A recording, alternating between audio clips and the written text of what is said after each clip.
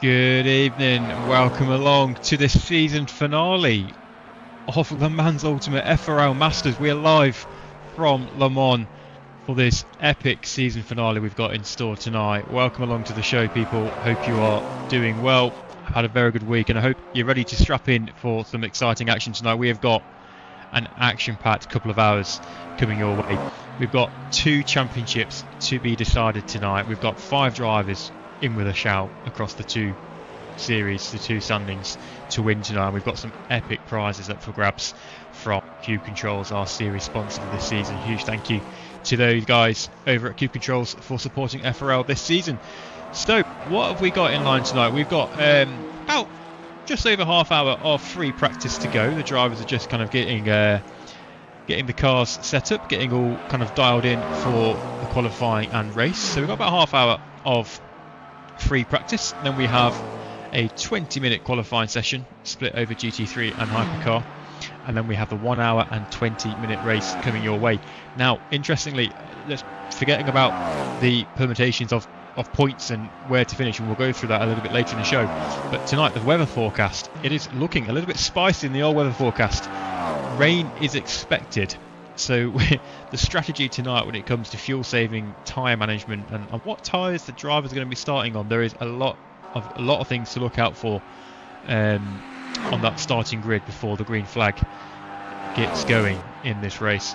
In about 5-6 minutes time, we're also going to have a couple of live driver interviews with a few drivers on the grid. We're going to be joined around about 5:30 with 3 very good gentlemen of Astro racing team, Advisor racing team as well. They're kind of combined, so it's they've merged. So we're going to be talking to those, and we'll do those introductions in the next few moments.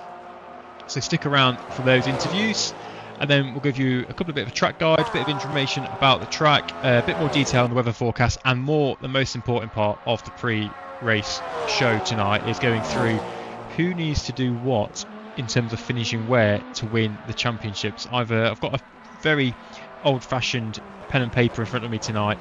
I've spent a little bit of time going through who needs to do what, and I'm hoping my mathematics, which is not the strongest point, if anyone who's listening who knows me well, they'll know that mathematics is not a strong point of mine. So hopefully I've calculated everything up properly.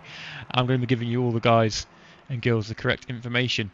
So yeah, please do say hi in the chat. Let me know if you're watching, who you're supporting, where you're watching from. Please do drop any comments in the live chat. It's very much appreciated, and also whack the subscribe and like button on the videos.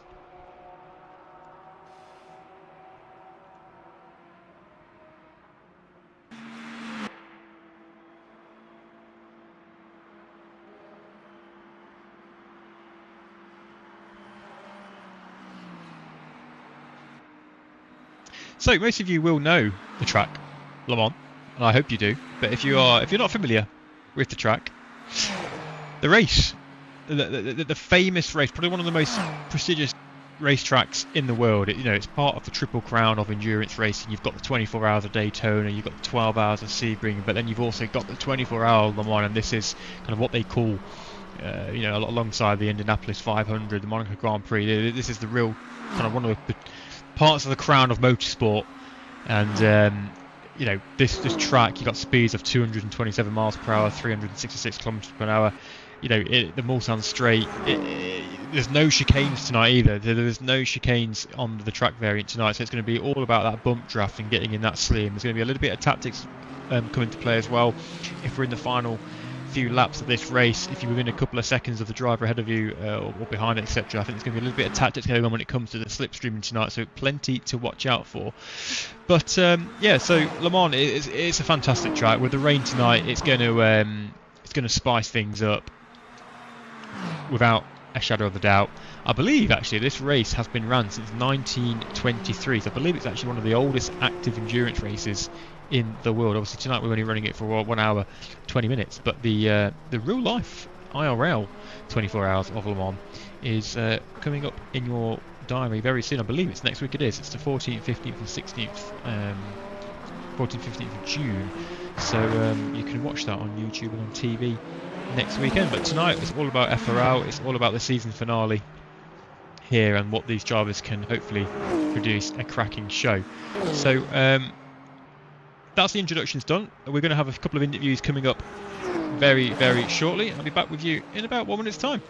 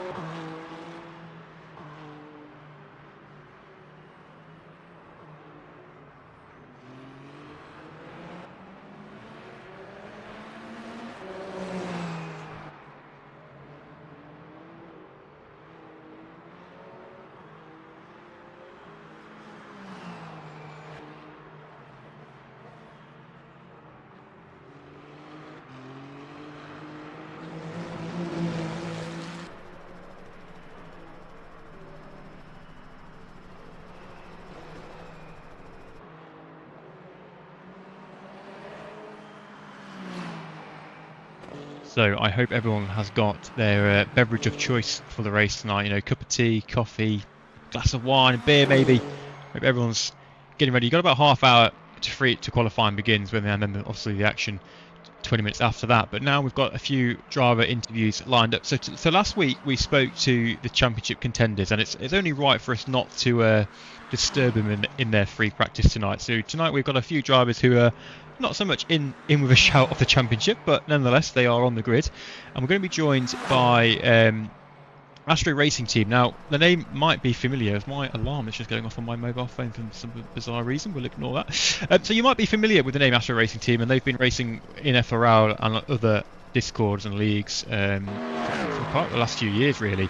You'll be familiar with them on ACC endurance races, and they actually merged with Advisor Racing Team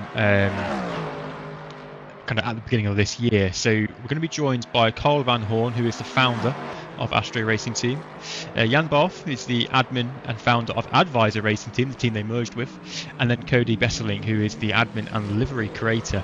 So we're just going to see if we can get hold of those now. Just bear with me, a little bit of technical jiggery pokery going on. Evening, gentlemen, how are we?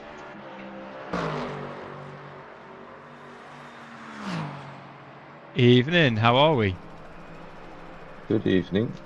Good evening. Hi Carl, Jan, Cody, how are we doing? I was just giving you guys a little bit of an introduction on the live stream. So yeah, welcome along. Thank you for joining the stream. How are you all doing tonight? You feeling all right? Yeah, I'm feeling fine. Good. Hopefully it's going to rain tonight. Then the car will be a little bit better than anywhere else. So. Well, the forecast does look a little bit spicy, so I think it's going to be quite interesting to see who starts on what tyre in the hypercar, and yeah, the GT3s. Yeah, it'll be interesting. Just before I get into a couple of questions I got prepared for you guys, tell us a little bit about, you know, you guys as a racing team, and kind of, I know you mentioned that you merged with Advisor, etc. But how did it come about? Yeah, maybe Jan can tell something about that as well. Jan was the owner of Advisor Racing Team, but yeah, we raced together already for a while, separated in different teams, and yeah, at some point Jan talked with Cody about it, to merging the teams, and nice. that's Yeah, how exactly. it. Yeah. I mean, I raced with Carl since 2000. I know him since 2021 when I started actually sim racing. So, and then we started also a little bit together some endurance races on ACC. Then he founded his own racing team, Astro Racing Team, and I did like a Porsche team, Advisor Racing Team, and then we always raced together. We're on the same voice chats, and stuff. And then this year we wanted to merge together because of more, you know, Yeah. all the admin stuff, and it's a little bit easier. I remember the Porsche very well, and the old wiggle of a Porsche. I've come across that Porsche many a times. So just over to you, staying with you actually, Jan.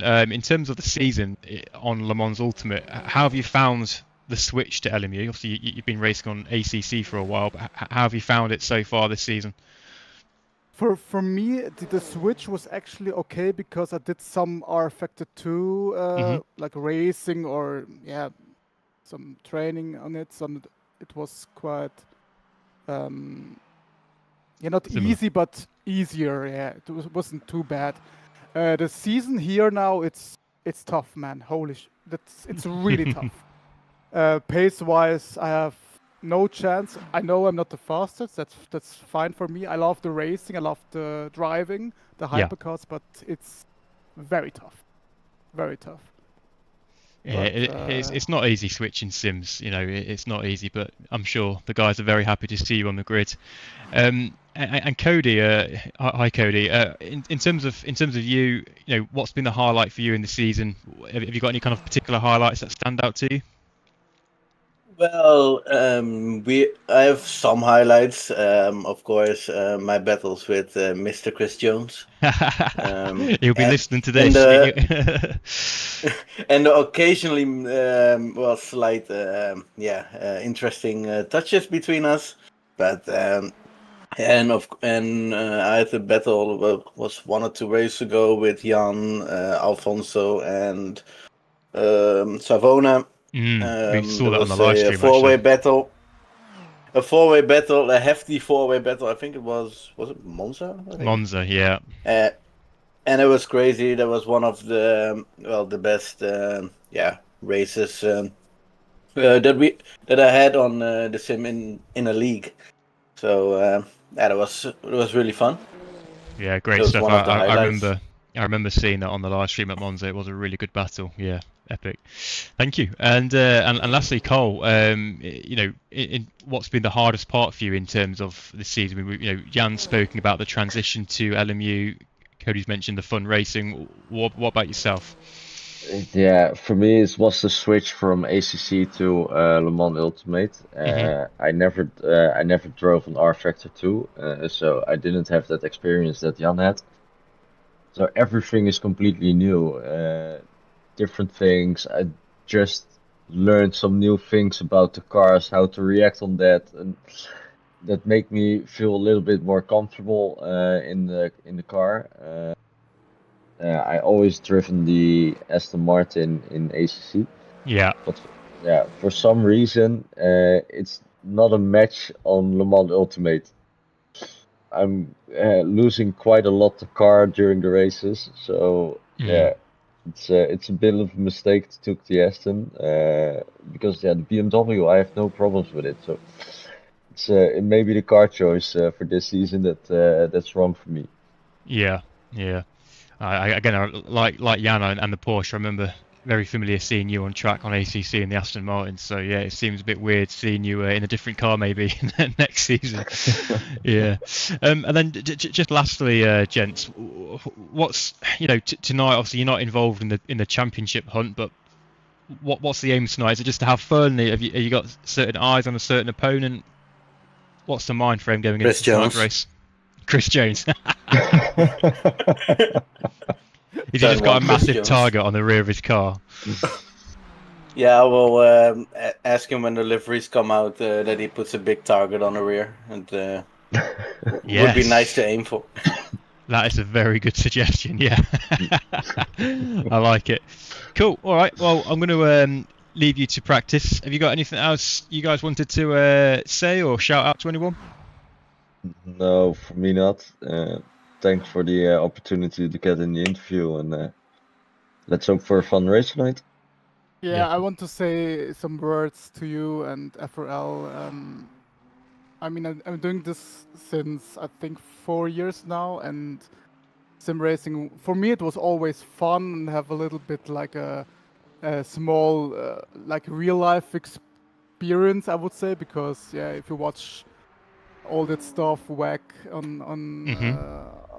television, and then yeah, you just want to be like a racing driver, and yeah, it's more like I wanted to be a racing driver as a little child, but I've never had the money and the opportunity to do that. And now with the sim, and with FRL, it's like yeah, you feel like a little like a race driver, and it's actually it's pretty cool. And I love the community, I love all you guys, and yeah, I hope we can do this for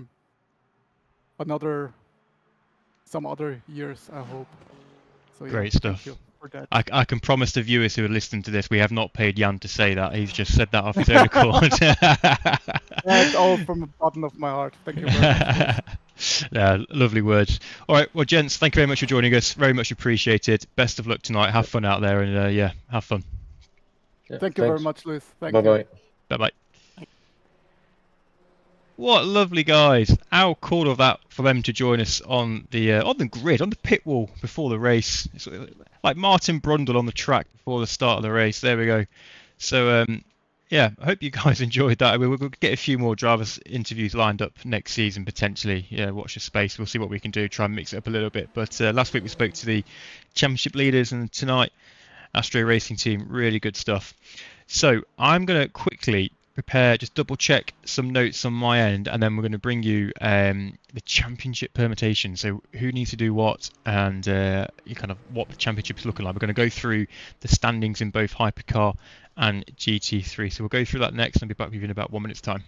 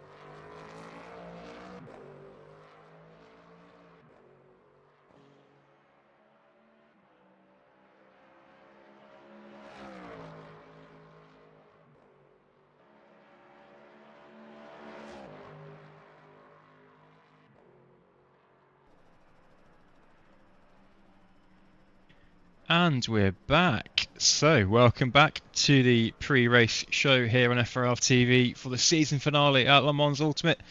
And yeah, well, we've thank you again to the guys joining us on the stream there for the interview.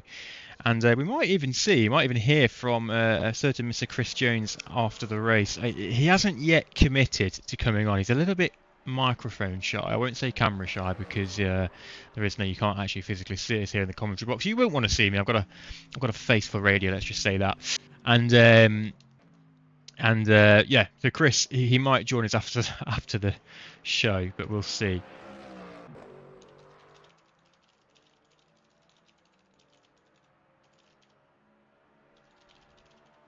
So, championship standings. Let's get into it, shall we? I was just checking my Discord notifications. I've got pings going off all over the place. I was just seeing what was happening there. So, let me see if I can bring you up the standings in GT3. I can. So you should now see on your screens the standings in GT3, as I just said. And you'll see, top of the leaderboard is Leonardo Vera, the Italian driver in the Ford Mustang. Now, he's on 177 points. Blimey, Lewis. It's only been on there for about half an hour, and I'm already stumbling my words. So, what does Leonardo need to do to secure the championship? Well, he's got a 32-point lead, and we're actually viewing him on the... he's actually on track now, but you can't see because he's got the standings up. But he's got a 32-point lead, and in second place is Kasperzik on 145. Now, Leonardo, since he missed the first round, which was Sebring, he's gone on to win every single race. As you can see, that's what the number ones indicate. That's all his finishing positions. So he's got a clean sweep of race victories. So if he does that tonight, wins the race, he will win the title in GT3. However, Kasperzik can still win it.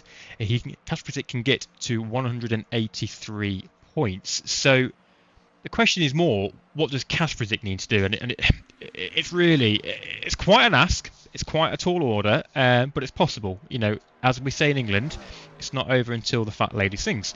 And Kasperzik, if he were to win tonight and get the 38 points for winning the race, he'll get up to 183 if my mathematics is correct.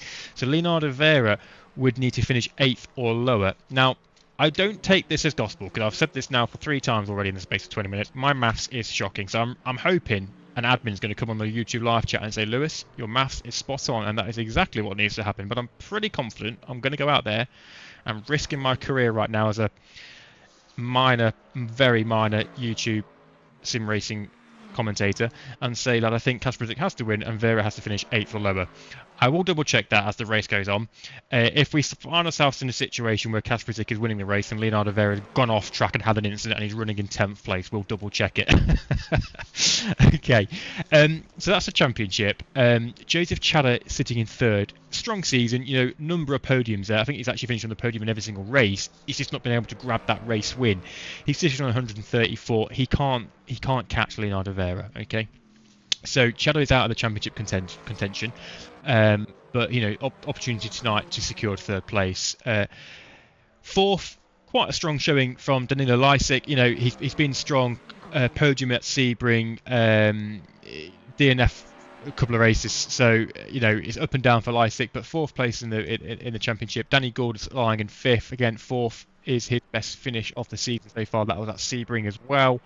Rudy Vermeulen in 6th, Alex Nieto 7th, Timo Biggett 8th, Vetlugens 9th, and Carl Van Horn, who we've just spoken to for Astro Racing Team in the Aston Martin there, lying in 10th, and he's only a little bit, actually, a couple of points behind Vetlugens. So I should have actually mentioned that to him, but he has actually got a chance of gaining a couple of one or 2 spots in the championship tonight. But I'm sure he'll not be content with 10th place. He'll just want to have a fun race.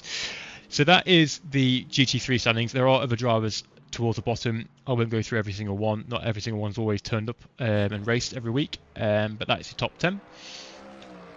Over in Hypercar. So there we go. It's finally switched over. Hypercar. Now this, bear with me, ladies and gentlemen, because this is a little bit more confusing. We have 4 drivers up for a shot, up for a chance of winning the title tonight, and you know the prizes that are up for grabs tonight, the drivers are fully focused on getting it. So we've got a 4-way battle for the title. Yes, it is mathematically 4 drivers. It's going to be a bit of a stretch for Brandon Geitz, but we'll go through it. So Johannes Priest, he's currently leading the championship in his Peugeot with 139 points. That is a 2-point lead over Francesco Adamu. So Priest effectively just needs to better the results of the guys below. So it's pretty simple for Johannes Priest. He knows what he needs to do tonight. If he wins, you know, finishes 2nd, 3rd, 4th, as long as it's better than Adamu, Cesplat and Geitz, he will win the title. Okay. Francesco, on the other hand, 2nd place, 137 points, 2 points behind Johannes Priest. So Adamu, he obviously needs to finish higher than Priest, but it's only a 2-point difference. So let's say, for example, they all have a horrendous race start and crash out early, and they have to recover from damage or whatever else. Adamu could technically finish in 10th place and win the title ahead of Priest, but that is going quite far-fetched. But Adamu, he needs to finish higher than Priest is the real terms, and pretty much every finishing position, so from 9th, 8th, 7th, 6th, the points difference is more than 2. Okay, so without confusing matters, the simple matter of it is Adamu needs to finish higher than Priest to win the title tonight, and that's pretty self-explanatory given the fact that there's only a 2-point difference. Adam Sesplar in the other Ferrari, and we're going to come on to the whole battle between the cars in a minute. Sesplar is 17 points behind Priest, so he needs to win, and Priest needs to finish 4th or lower. And obviously that depends what Adamu does as well. So Adamu, I believe Adamu can finish 3rd if Sesplar wins, and Sesplar would still win the title. That 17-point gap, it would be flipped with the point differential between the finishing positions. So that's Sesplar, 17 points behind, needs to win. Priest and Adamu for 3rd or lower. Okay. Brandon Geitz, now this is the outsider. If you were a betting person and you're very familiar with horse racing in the UK, then might be the Grand National would tickle your pickle. Well, betting on Brandon Geitz tonight might be one. He's an outsider, so he needs to win, obviously, and all of the above. So I want to say, when I mean that, I mean Johannes Priest, Francesco Adamu, and Adam Sesplar. They all need to finish 6th or lower.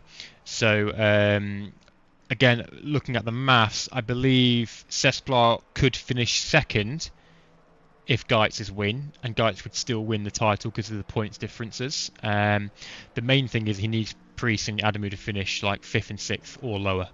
Okay, so it sounds far-fetched, but this is racing. It's sim racing, you know. In real life, you've got mechanical issues and whatever else, and in sim racing, you've got internet connections and you've got software problems with your PC and children or wives coming into your room and disturbing you while racing. You've got all sorts going on, and anything could happen in this kind of like 80-minute race tonight. So that is the championship permutations. I'm just going to quickly check my... I've been talking this whole time and not checked any of my YouTube live chats, so do apologise if you have been commenting. Thankfully, there is no comments I've missed. So that's the championship permutations. In terms of facts, as you'll see, Priest is 3 race wins this season. He's done a hat-trick, so tonight, if he wins, it'll be his 4th win in a row. 1 podium in there as well. Adamu, he's got 1 win and 3 podiums, and Sesplar and Geitz have not yet won a race, but they have got 3 podiums each. So Sesplar and Geitz will need to do something tonight that they haven't done before, and that is win a race this season. Okay. In terms of the other drivers, Adam Moden 5th place, Dominic Illinger 6th, Domikos Kiss 7th, Valerio Ascioni 8th, Timo Braun 9th, and Jules Aleman in 10th, and Cody Besselink, who we spoke to earlier, and Jan Barth, they're sitting in 11th and 15th, respectively. Okay, that's the points.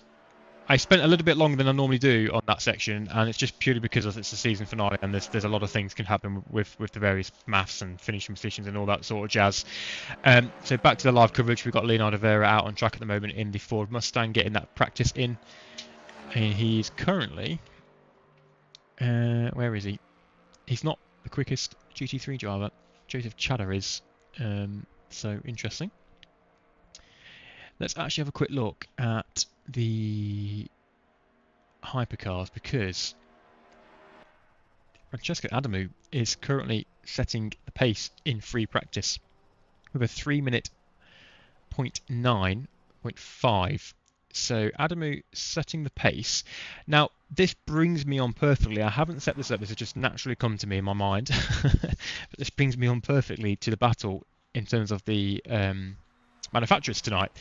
So if you've been with us all season, you will have noticed the Ferrari started this season very strongly. Adamu, Sesplar, Moden. Adam Moden was setting some very good pace in this Ferrari.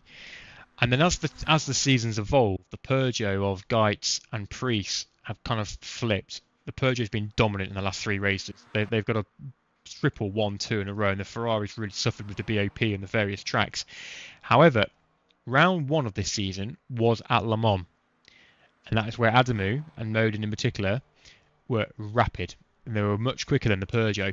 So this, just going back to that championship again with Priest and Adamu, and Cessplar's involved in there as well, and Geitz. The cars and the BOP, the BOP, could really make a difference tonight, and it could it favour the Ferrari? We'll find out in the next 25 minutes when we see the quickest laps on the board come in for qualified. But Adamu currently setting the pace, and he's 6 tenths clear off the Peugeot of Geitz in second. And Priest is all the way down in fourth. So Adamu will be quite happy at the moment, but it is free practice. We don't know what fuel levels people are carrying. There could be a little bit of sandbagging going on. Who knows? So I've talked a lot in the last 10 minutes, and hopefully you've all understood that correctly, and hopefully that all kind of makes sense. I will remind people as the stream goes on, just in terms of the standings and the permutations. The forecast. Let's just quickly touch on the forecast. We've got 5 minutes before qualifying. So it's expected to be damp at the race start. We're expecting rain to happen, and there's a 20% chance decreasing to a 10% chance of light rain. So that will bring obviously challenges for the drivers in terms of the wet line, the braking distances, the spray, all that sort of thing, as you naturally get on any simulator when it comes to rain. But the biggest thing that what I'll be watching for on the starting grid is what tyres are starting on. Is a driver going to risk it on dry tyres? Are they going to go on wets and fuel save and not box? Is the race going to go dry? Who's going to box for those slick tyres? Who's going to stay out? There's a lot could happen. So do keep your eyes on what's happening in terms of the pit stops. I'll do my best to keep bringing up the data on the screens for you, and we can see the tyre selection as well. So yeah, there's all that to come. There's a lot to come to that. I'm quite excited. If you can't tell, I've got my notepad and pen. I'm very excited for tonight, and I really do think it's going to be an absolute cracking season finale. This is exactly what we wanted after 8 or 9 rounds. Coming into this season finale at Le Mans, it's an opportunity for numerous drivers to win the epic prize that's on offer from Cube Controls, and yeah, I think we're going to get a cracking race. So. There's a few of you watching. Please do drop a like on the video. Say hi in the chat. I love seeing the comments coming in on the YouTube live chat, so please do say hi, and throughout the race as well. And if you are new to FRL, then please do check out Formula Racing League on Discord.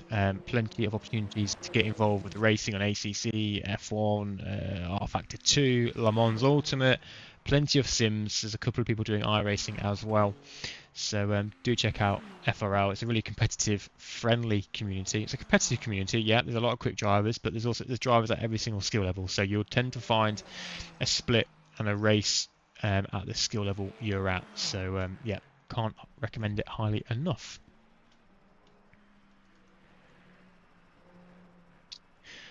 Okay, so we're about 3 minutes away from qualifying, and I'll be back with you for that live session of qualifying. We'll start with the hypercars, and then the GT3s will be out on track. So I'll be back with you in a few moments.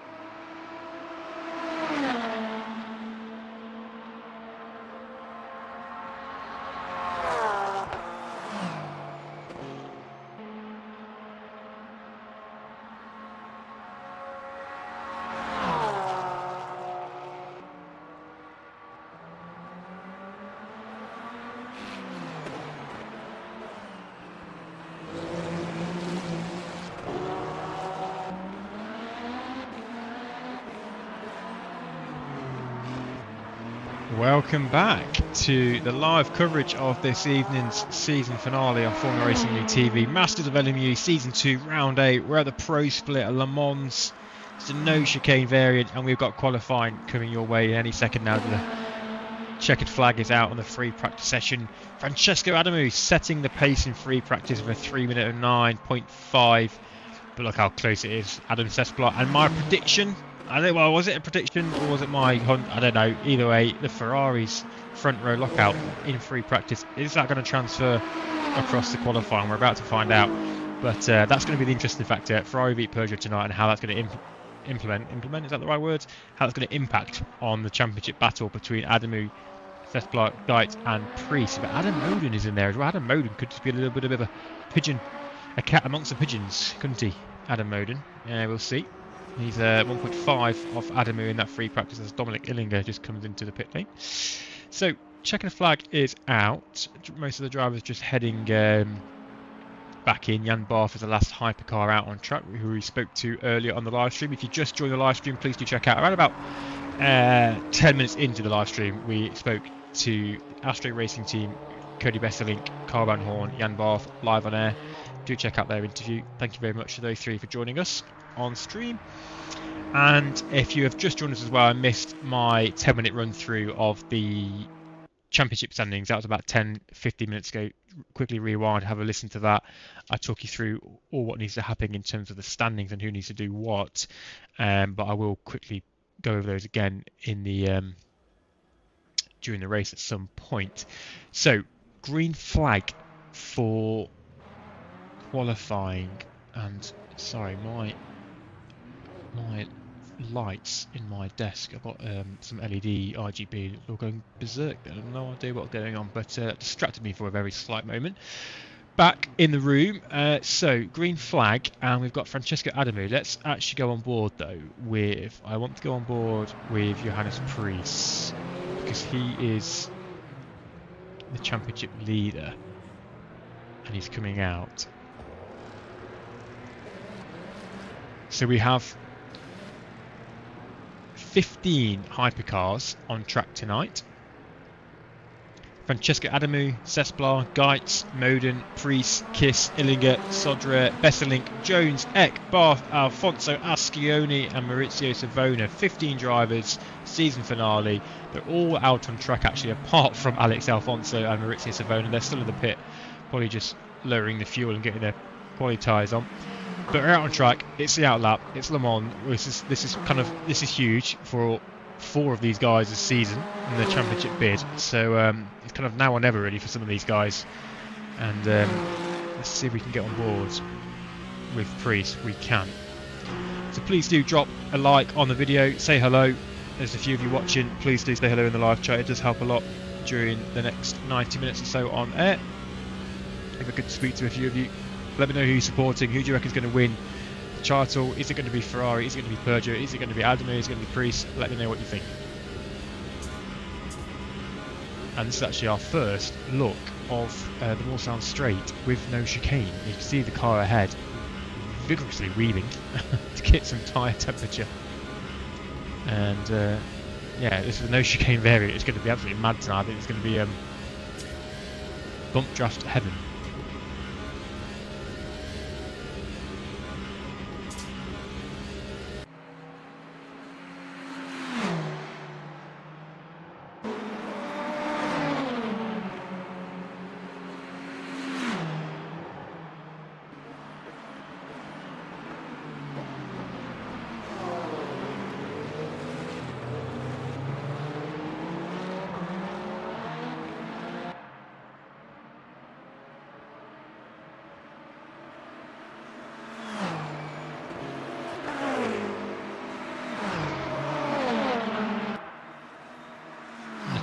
Natalia in the chat, good luck Kasperzik. Support for Kasperzik coming in. Kasperzik, one of the drivers in GT3 who could win the championship tonight. So yeah, we'll see how he goes on in the qualifying in about 7 minutes time when the GT3s come out. So a lot of the hypercars weaving here, just all about getting the temperature into the tyres and getting the optimum window for these cars. Quite a long outlap, obviously, at Le Mans, so plenty of opportunity to get the temperature in. But still, it's going to be, I think as well, a little bit of tactics going on for getting in a slipstream. Because that toe will be massive in terms of lap time, and that could be a difference as well. So Johannes Priest is coming through the what's happened there? Johannes Priest coming through the Porsche curves and up to the Ford chicane, and will be shortly starting his first flying lap. So he's full on push now towards the end of this lap. We've got a car parked off, so let's see if we can go on board with Johannes Priest. We can. Fantastic camera shot for a lap of Le Mans. Johannes Priest, the championship leader for Peugeot. His flying lap is underway, and let's keep our eyes on the sector times as well as they come in. I'll be able to read those out to you as and when they come up on my screen. So heavy braking, flick it left, flick it right, Dunlop curve through the S's. Sector 1 times, Adam Sesplar 32.8, Adam Moden 32.4.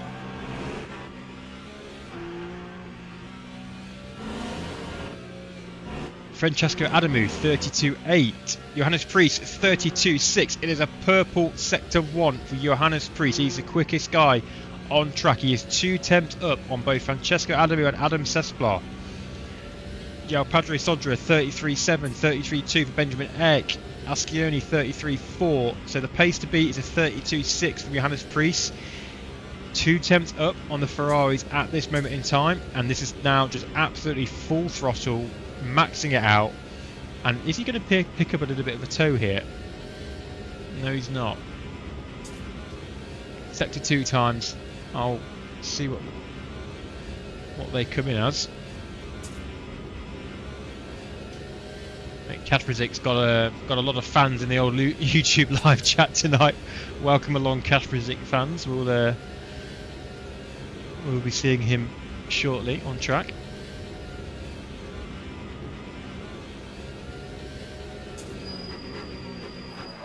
So, heavy braking, and Priest just locks the rear end. The rear end, Swapperoo, he's aborted it.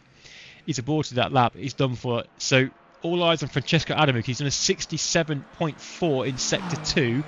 But that is nowhere near the pace. He's obviously made a mistake because Adam Sesplar, he is setting the pace. 66.4 in that middle sector. So, Adam Sesplar is on a flyer. He was a couple of tenths down on Priest in that first sector. But Priest, we just see, had that lock-up on his first flying lap. So the pressure on Johannes Priest, because he's probably only going to get time for one more flying lap. So the pressure's on these guys. And Adam Sesplar is looking good at the moment through the Porsche curves. 32.8 first sector, 66.4, 66.4, sorry, in this middle. And we're going to shortly see the first few times on the leaderboard. Who's going to set this provisional pole position in hypercar?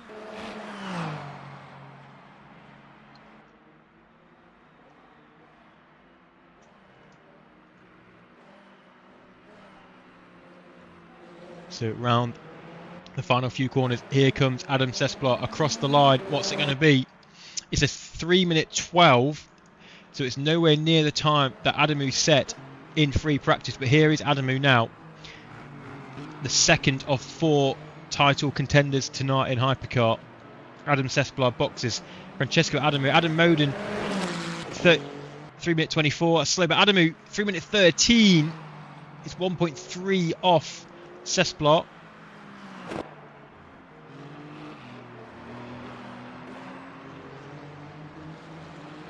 Benjamin Eck P3 with a 3:15. Johannes Priest is back out. Where's Brandon Geitz? Here he is, sector 1 of a 32.9. It's not really 66.7. It's a better middle sector, but he's still a few tenths down. Domikos Kiss up to third now with 3:14. It's a Kiss and Eck third and fourth, but that might change. Chris Jones P6 as well, slowest of the times that have been set so far. Got yellow flags being waved as well. Benjamin Eck is pitted, so the drivers, are they going to get time to do one more. X not going to, is he? Priest is on his out lap. We've still got a number of drivers not yet set a time. There are a lot of drivers who have not yet set a time. Ascioni, Alfonso, Barth, Savona, Besseling, Pedro Sodra, Illinger, all not set a time. But we're on board with Brandon Geitz. He is setting a time, but he's not yet come to the finish line. So we'll just see. We'll stick with him.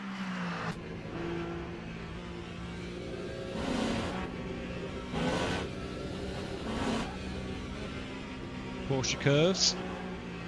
Very tricky part of the track.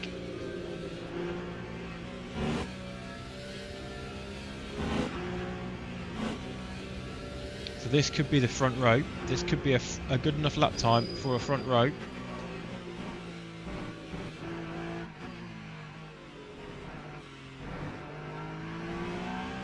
So Brandon Geitz across the line. Can it challenge Cesplar? It almost does. It does challenge him, but it's not good enough for pole position. A purple sector 3, a 3-minute 12.4. So he's 1/10, just over 1/10 off Adam Cesplar. So that knocks Adamu down into third. He's done a purple sector 1 though, and Adamu is looking a lot better on this lap. Where is Priest? Because Priest is under Dominic Illinger. Dominic Illinger, provisional pole position with a 3-minute 12. Where does that come from the Ferrari man? Dominic Illinger out of nowhere. He would be on course for his first pole position of the season if this stays how it is, but let's not speak too soon. Johannes Priest is now on his lap. This is the championship leader. This Johannes Priest, I think he's under pressure here. He cannot afford to mess this qualifying lap up. There's a lot on the line here, and he's not. He's over half a second up in that first sector. Wow, what a sector from Johannes Priest.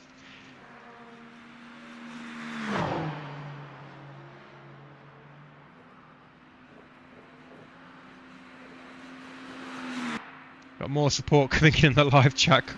Craig Stark support coming in for Starkey. Jackie Van Eyck, how are we doing, Jackie? Good to see you, my friend. A familiar face for those at Simtech Racing. Go check out Jackie on YouTube, guys. Got a fantastic YouTube channel. Every morning wake up call with Jackie Van Eyck. So Francesco Adamu takes the provisional pole with a 3-minute 11. So Francesco Adamu, pressure is on Priest. What can he do to respond?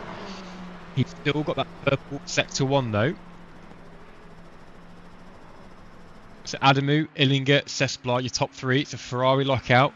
Can the Peugeot man of Johannes Priest spoil the Ferrari party? It's a 66.6, so it's a 10th off. It's a 10th off Adamu. These are the two title rivals. This is going down.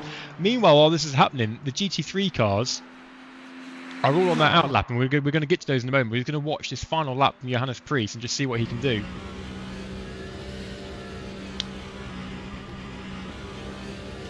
That is a storming lap though from Francesco Adamu.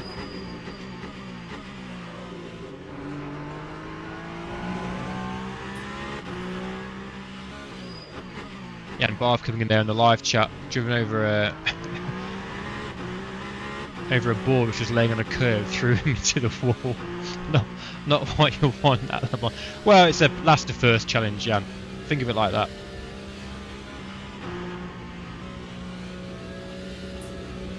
So through the Porsche curves now, Johannes Priest. Is he going to find a time that steals pole position off Francesco Adamu, or is Adamu going to have the advantage in this title battle tonight? We're about to find out in the next 10 or 12, 15 seconds.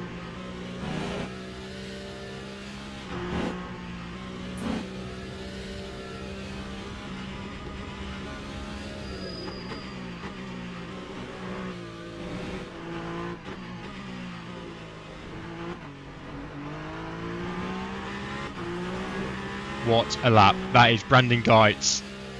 Wow, a 3-minute 11.1. It's provisional pole. It's not provisional, it's pole position for Johannes Priest. What a lap. Amazing lap from Johannes Priest. That is incredible.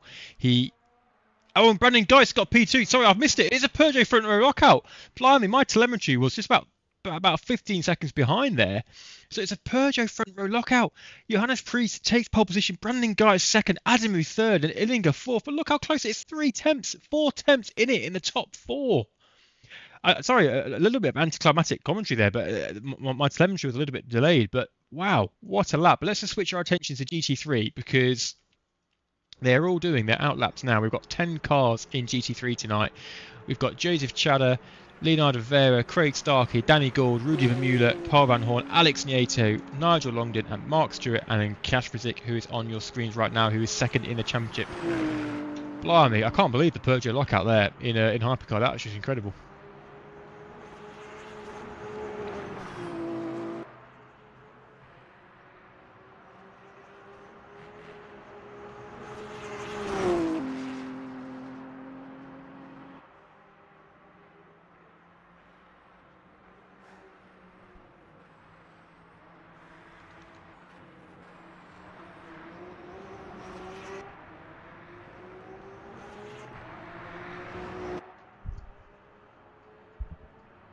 So Kash Frizik is the first one across the line. Let's just see what these sector times are saying.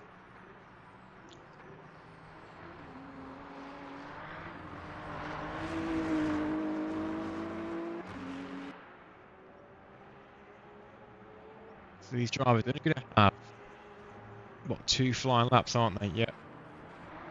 2 flying laps, so a little bit like iRacing, they've only got 2 laps to do it. No mistakes can be made.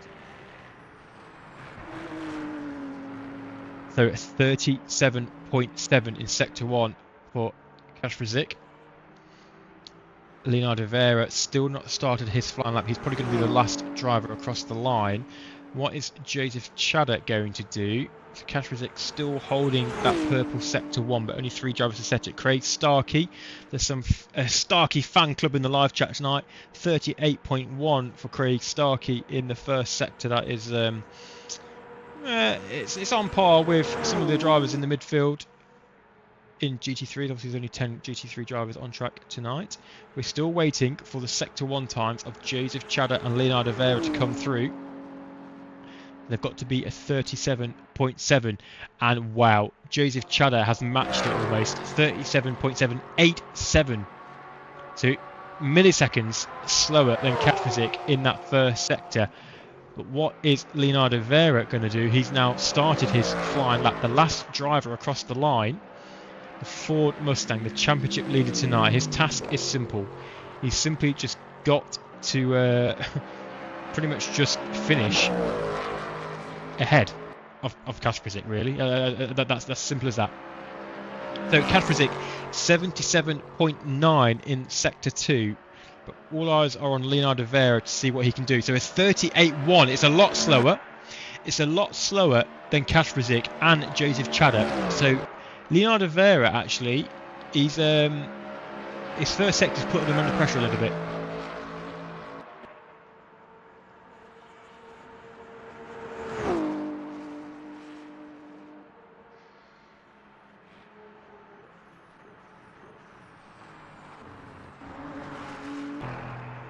Carl Van Horn, the 777 Aston Martin, who we spoke to earlier on the live chat, 39 in the first sector, 79.3 in the middle. So its pace is, let's just say his tyres are probably not optimum because the pace isn't suggesting it is. So Sector 2 times, Kash Frizik 77.9, a 79 flat for Chadder. So Joseph Chadder has made a mistake. So Kash Frizik is looking the quickest driver out on track on this lap. There is still another flying lap to go. He is absolutely flying in the BMW. The pressure is on him tonight. He's got to hope for a bit of a miracle to win the championship, but miracles can happen. So Porsche curves being navigated nicely by Kash Frizik and the BMW, looking really planted through there.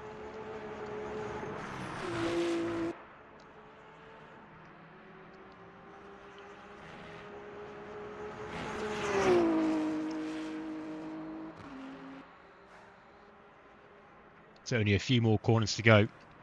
And I can tell you, Leonardo Vera has not matched Kash Frizik in the middle sector either. So Kash Frizik, this is going to be pole position so far. First one across the line, of course it will be. What is it? It's a 3 minute .43. So we'll just switch our attention to Joseph Chadder, who's lying third in the championship. He can't win the title tonight, Joseph, but he can challenge Kasperzik and Vera on pace. I'm just waiting for the other drivers to come in. So Rudy Vermeulen, Carl Van Horn, Craig Starkey P2 with 46, a couple of seconds quicker than Vermeulen and Carl Van Horn. Nigel Longden coming in there as well with a 3 minute 47. Alex Nieto 3:46. Danny Gould 3:46 as well. But here comes Joseph Chadder. Is it going to be a front row position? It is, but it's a second and a half off Kasperzik. So our attention switches to Leonardo Vera. What can he do? He's a down on Kasperzik. Like he's almost a second down in the middle sector. He's going to have one more flying lap. They're all going to have one more lap to do. So is it going to be a front row or is it going to be a second row? It's only fourth. He's behind Danny Gould. So Leonardo Vera, the championship leader.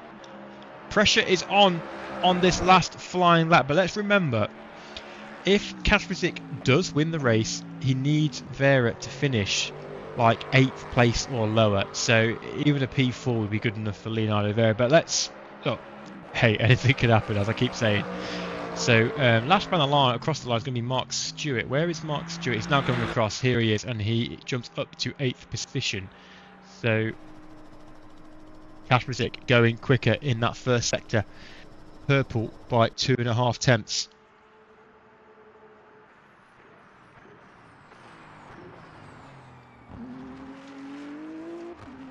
So one lap to go in qualifying, and on the left hand side of your screen you can see the provisional order. So Kasperzik is provisional pole in GT3, Joseph Chadder second, Danny Gould in third, Leonardo Vera fourth, Alex Nieto fifth, Craig Starkey in sixth, Nigel Longden seventh, Stuart eighth, Rudy Vermeulen ninth, and Carl Van Horn for Astro Racing Team the 777 in 10th position, 10.3 seconds off the pace.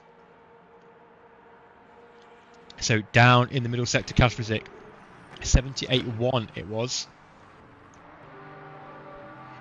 and Joseph Chadder has gone quicker in the first sector. It's purple 37.7,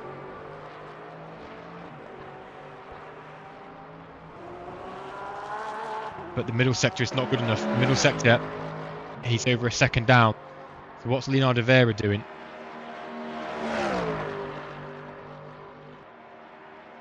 He's matched Kasperzik in that first sector. He's matched him.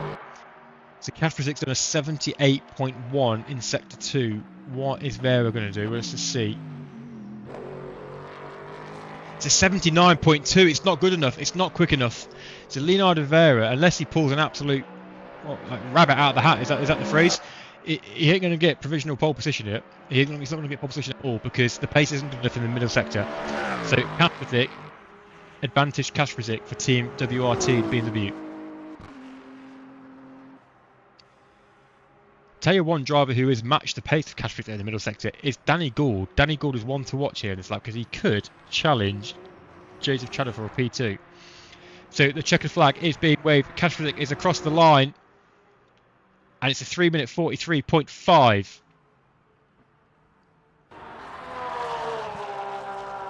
So Kasperzik is your provisional pole sitter in GT3. Alex Nieto, Craig Starkey, Nigel Longden have all boxed, so they've given up on their laps.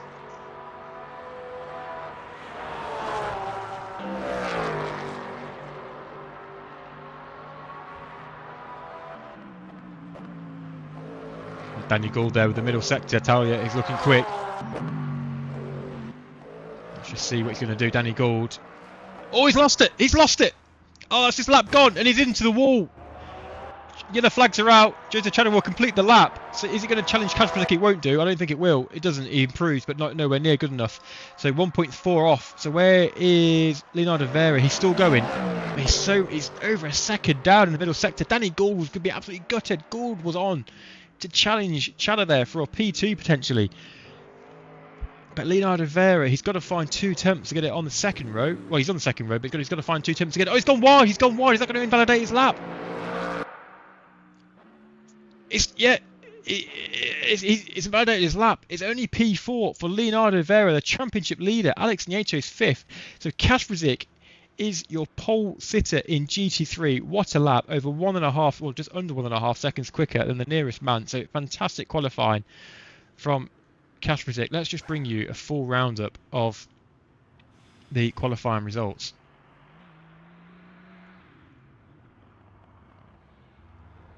In fact, we'll bring you the starting order.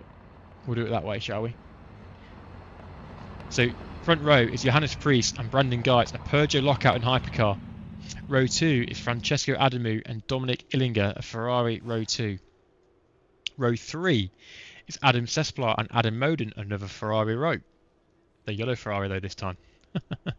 Row 4 is Domikos Kiss and Alex Alfonso in 7th and 8th. Row 5 is Valerio Ascioni and Benjamin Eck, 9th and 10th. Cody Besselink and Chris Jones, 11th and 12th on row 6. And GT3, pole sitter, Kasperzik, row 7 with Joseph Chadder alongside him in the Porsche. Danny Gould with a very impressive and respectable P3 in row 8 alongside Leonardo Vera, the championship leader. Alex Nieto, Craig Starkey, row 9. Craig Starkey fan club will be happy in the live chat. Row 10, Nigel Longden, Rudy Vermeulen, a BMW lockout on row 10. Row 11 is Mark Stewart and Carl Van Horn in P22 and 21 respectively. And then row 12 is a couple of, the hypercars who have not actually qualified. They didn't get a lap time in. So you got a couple of rows there of hypercars. So that they're going to be out of position ever so slightly on the start-finish green flag. So thank you to everyone who is tuning in to the live stream. There's a lot of people watching right now. Thank you for joining the season finale, and I hope these drivers bring you a fantastic race. We've got 80 odd minutes of cracking racing to come here.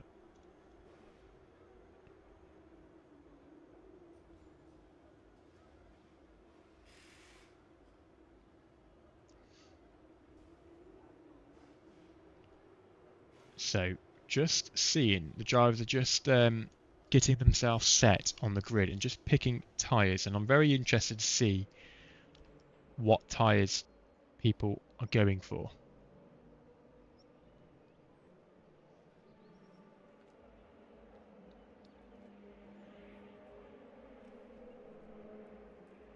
Because it looks dry to me, so I'm expecting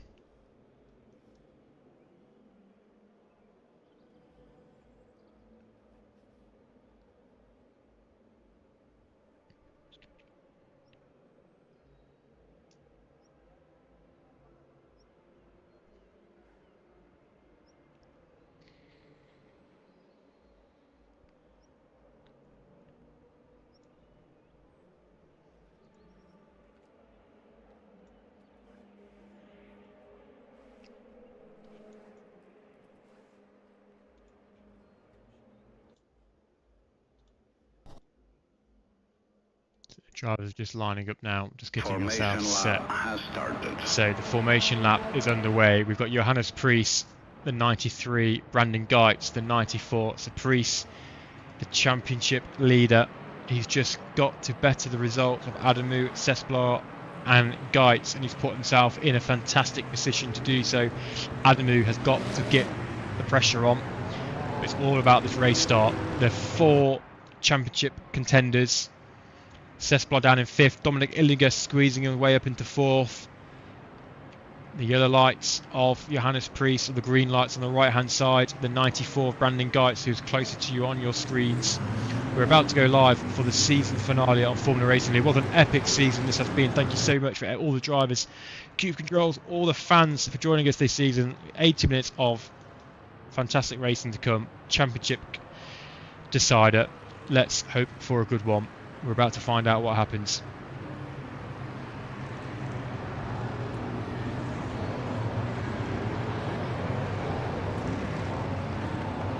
One corner to go. Adamu there behind Priest. Illinger on his inside.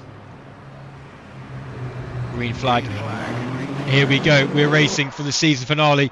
The hypercars are at the back.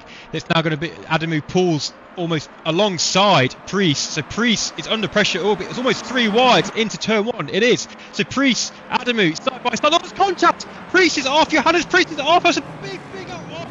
Is he going to hit the wall? He's kept it out of the wall. He's kept it out of the wall. Remarkable. But he's going to have severe tyre flat spots. His tyre's going to be ruined, is he? I mean, how has he kept it out of the wall? Francesco Adamu leads his race. Priest is second. Cesplar is third. Wow, that is incredible. Let's just go to GT3 because Kasperzik is still leading. We've got cones flying everywhere. He's under pressure from the Porsche of Joseph Chada.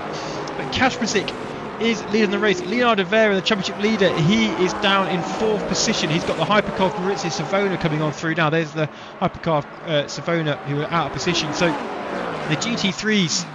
But now it's Priest and Adamu. They're side by side down the Mulsanne straight. There's no chicane. This is just full on Ferrari and Peugeot power. How has Priest kept it out of the wall? I wish I had a replay because that was some high speed accident. He was flying.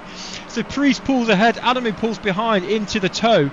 This is what we're going to see a lot of tonight. So just be prepared for a lot of this. A lot of tactical kind of toing and going. A little bit of bump drafting perhaps as well. So again, Adamu pulls alongside the Peugeot. Francesco Adamu on the left, Johannes Priest on the right. Brandon Geitz has dropped down to 5th. So they're all side by side back into the toe. So Adamu down the inside. He retakes the lead of this race. But Priest, surely, his tyres surely must be overheated, surely.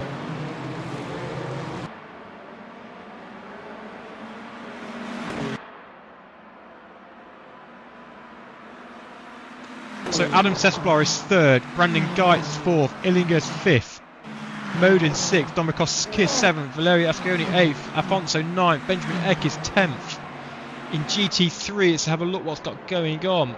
So where are we? We're coming through now. So Kasperzik, Danny Gould's up into P2. So Joseph Chada is he's just tucked in behind the Ford Mustang. Danny Gould is absolutely flying tonight with the pace that he's showing. And Leonardo Vera in 4th, but so far 4th position will be good enough for him as Joseph Chada pulls alongside the Ford Mustang of Danny Gould.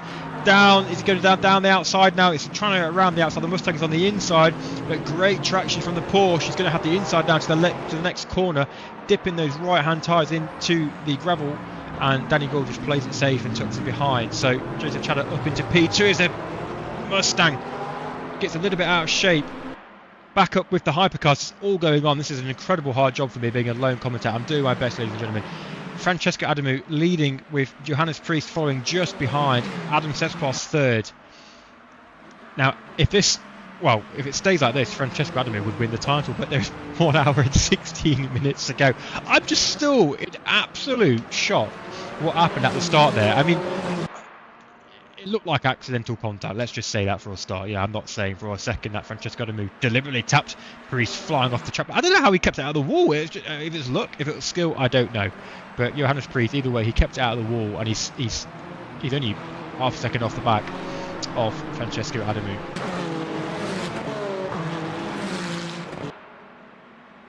So let's have a look at, that is lap 1 of Le Mans this season finale. Let's have a look at the positions gained and lost. So ignore Pedro Sodra, Jan Barth and Savona. They're up 12. It's because they qualified all the way back behind the GT3. So ignore that. Oh, Cody Besselink! What's happened to Cody Besselink and Dominic Illinger? Is that Illinger? It is. Dominic Illinger's in the box.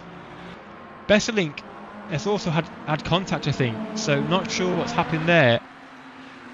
So yeah, Adamu up 2 in 1 lap, Cesplar up 2, Geitz down 2, Ascioni up 2, Chris Jones is up 2, he'll be happy with that one. And then over in GT3, again it's a little bit skewed actually because of the hypercars being out of position. Maurizio Savona is showing on a different tyre compared to everyone else.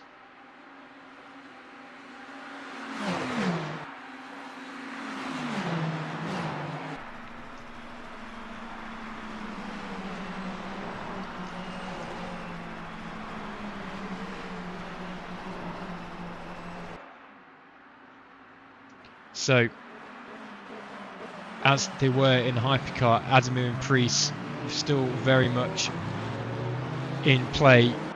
Adam Sesplar starting to gain a little bit on Priest and Adamu. Geitz 1.4 off. Where are we down the rest of the field? Benjamin Eck having a look at Alex Alfonso, the battle over 8th and 9th.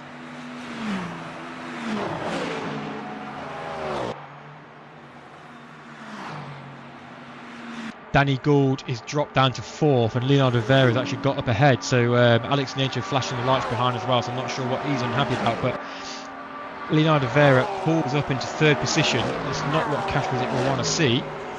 But the side-by-side, the two Mustang drivers is pure American power. Alex Nieto's lights are still flashing vigorously behind. And he's not happy about something. So, very conservative from Leonardo Vera, and he actually takes out some cones there. So, still side-by-side, the two Mustang drivers.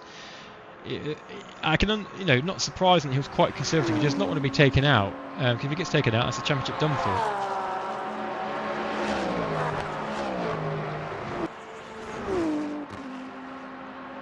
Phoenix HD, hello all, good evening, welcome along to the season finale here at Le Mans Ultimate FRL TV. We're just witnessing Danny Gould and Leonardo Vera battle away.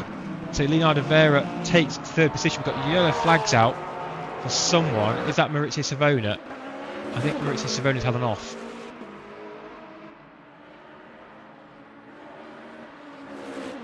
He was going very slow. But look at this battle here in GT3. Danny Gould, Alex Nieto, Craig Starkey, Leonardo Vera, the yellow Mustang.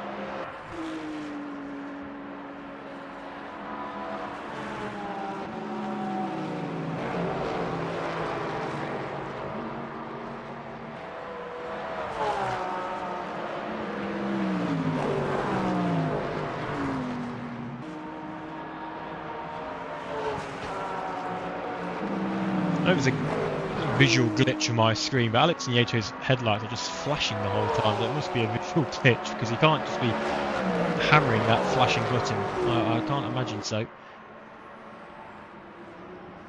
So Adam Moden just starting to make gains as well of Brandon Guy. It's half a second gap, but he's in that toe now. Let's just see what happens. Let's go on board with him. Can we go on board?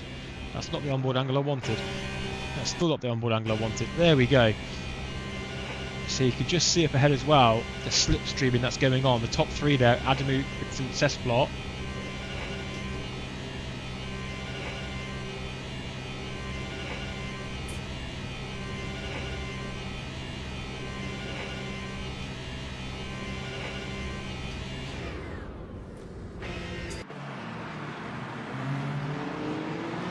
So this is a battle for top 3.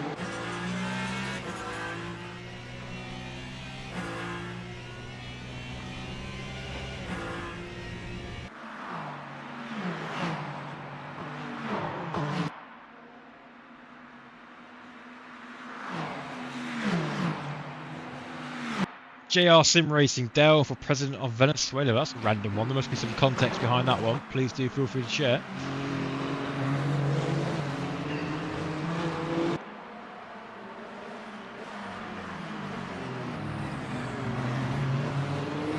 Now, Priest is just under a little bit of pressure here from Adam Sesplar. Now, this is exactly what Francesco Adamu will be wanting to see in his rear view mirror. His championship rival of Johannes Priest under pressure from the sister Ferrari of Adam Sesplar, the yellow Ferrari. Now I do expect, are we seeing a potential Ferrari race pace just being ever so slightly quicker than the Peugeots? Did the two Peugeot drivers of Priest and Geitz just manage to get their tyres into a better window for the 2-lap quali?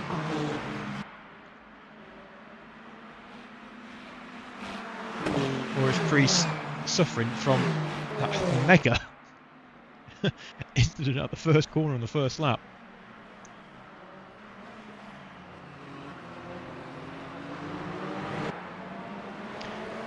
Not really. I love Dale and I like to confuse him. He's Scottish, he deserves it. Yeah, he is. Yeah, he's a great character, and isn't he, old Dale? Part of the furniture at FRL.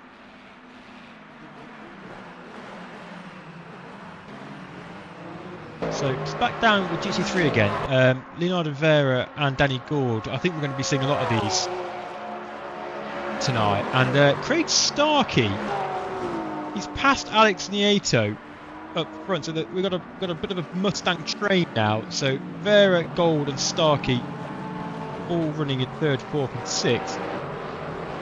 So Craig Starkey making moves, and one man looking to make a move will be Danny Gord. He's trying to follow Leonardo Vera.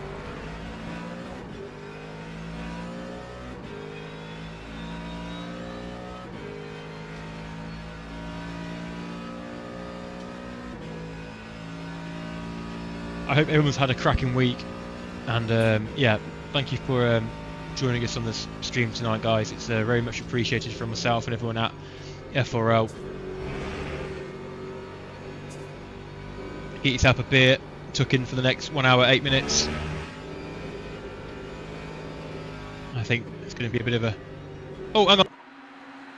Look at this, it's a 3-way battle in Hypercar. Adam Sesplar, Johannes Priest, Francesco Adamu in the slipstream. It's a 3-way battle. This is a title here. Adam Sesplar, who's got a shot at the title tonight. Look at this. Look at a bit of Ferrari team play going on there, perhaps, with a bit of bump draft going on. I was trying to find the right word. My brain just went blank for the moment in the excitement of seeing 3 hypercars battling out for the lead. But while this is happening, Brandon Geitz is joining this group. This could be a 4-way. So this is literally, I couldn't make this up. The 4 drivers who have got a shot at the title, we can see them all on track now. There's Adam Moden in the background there. So side by side, Adam Sesplar, Francesco Adamu, the orange of Sesplar, Adamu in red. So Sesplar takes the lead of this race, and Priest is having a look at Adamu around the outside. They're side by side. Priest is going to have the inside to the next corner. Is he going to play it safe? He backs out of it a little bit. Adamu retakes second, or stays ahead in second, but Brandon Geitz is now on the rear of Johannes Priest. This is a 4-way battle, ladies and gents. This is fantastic action. This is exactly what we want to see. This is what it's all about. Any one of these 4 drivers can win the title tonight, can win the mega prize from Cube Controls. That is what they're fighting for. There is pressure on these guys. You know, a lot of the time they'll be racing in leagues, racing in races, not really having prizes up for grabs. Tonight, they can win a mega prize from Cube Controls. The steering wheel, there's pedals up for grabs as well. Like, you know, come on. They want to win it.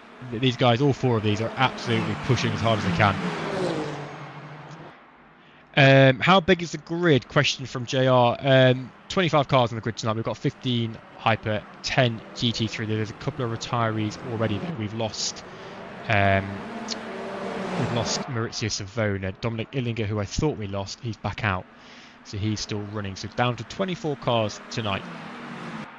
But our attention is mainly, sorry for the rest of the guys in the field, our attention is mainly on the championship battle. And that is what we got on our screens right now. Over in GT3, championship battle-wise, just quickly flip over to them before they go on to the straight in the Hypers. Kasperzik is leading this race. The BMW rear end just steps out ever so slightly. He's got a 5-second lead over Joseph Chadder. He's second in the championship, Kasperzik, but he needs Leonardo Vera, who currently sits in 4th. Vera needs to finish, as Mr. Commentator brings up his pen and paper. Vera needs to finish 8th or lower for Kasperzik to win the title, and there are only 10 GT3s running, so a big ask for Kasperzik tonight. So here we go, the 4 championship contenders with Adam Moden, the back Ferrari, all 5 down the Mulsanne straight, in the slipstream, in the tow. Are we going to get a bit of bump drafting going on? 2 Ferraris lead the 2 Peugeots, with the 2 Ferraris 5th and 6th.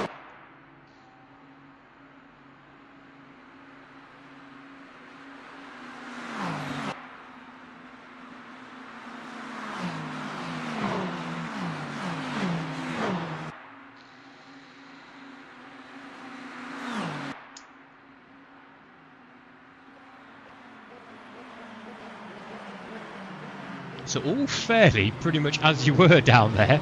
I was expecting a little bit more, maybe just drivers just potentially a little bit of fuel saving.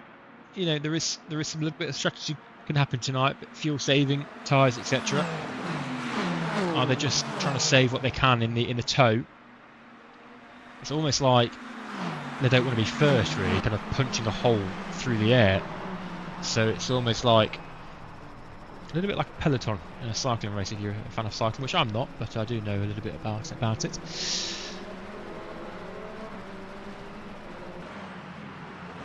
So fantastic camera shot here, all five: Sesplar, Adamu, Priest, Geitz, Moden. I mean, the gap, the pace that these guys are setting, Domikos Kiss is sat in 6th, and he's 8 seconds off the back of Adam Moden. That just shows you the pace those front 5 are running. Benjamin Ed battling away with Scioli in 7th and 8th. Leonardo Vera is now up to P3. Danny Gould 1.1 behind, with Craig Starkey to the 3 Mustangs going well in 3rd, 4th and 5th. Kasperzik, though, still extending his lead in this race, 5.8 now. Mueller, Alex Nieto, he's got Dominic Illinger there just coming through in the 51 red Ferrari hypercar.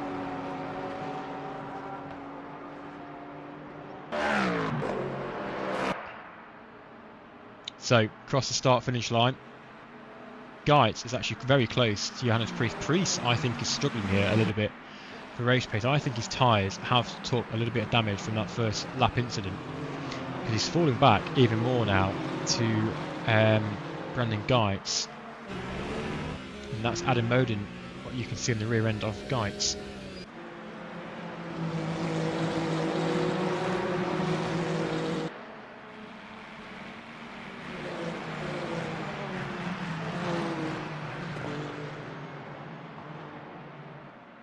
So we're just about to tick over to 1 hour in this race, or 1 hour to go in this race, I say.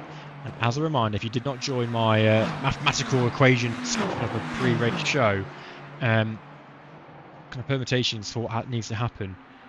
Adamu is 2 points behind Johannes Priest in the championship. Adamu has to finish higher than Johannes Priest. Now, see, Adam Sesplar is 17 points behind. He kind of needs to, if he wins the race, he's currently sat in first position. As I'm just trying to keep my eyes on the Brandon Geitz and the Adam Moden as I'm telling you all this. Let's just quickly watch what happens here. Moden having a look, is he just staying in that slipstream? So Geitz was catching Priest, but now the hunter becomes the hunted of the Ferrari. Adam Moden just lost a little bit there, a couple of car lengths.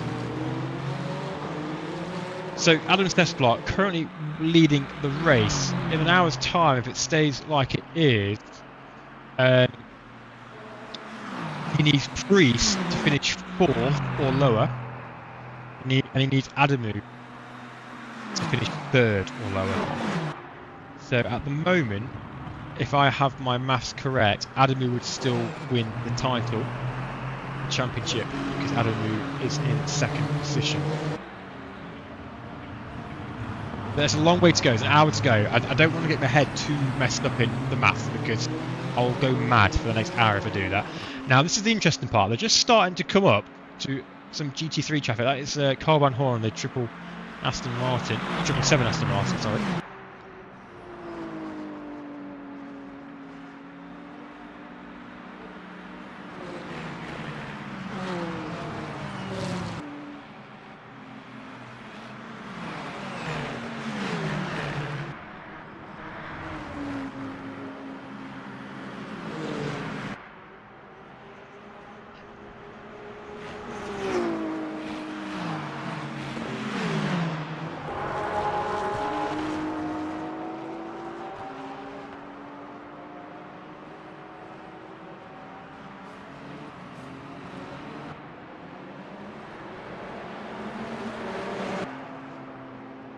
Yeah, I was just double checking my maths, and yeah, that is right. So Sesplar needs to win, and Adamu needs to finish 3rd or lower. So Adamu's doing what he needs to do for this title.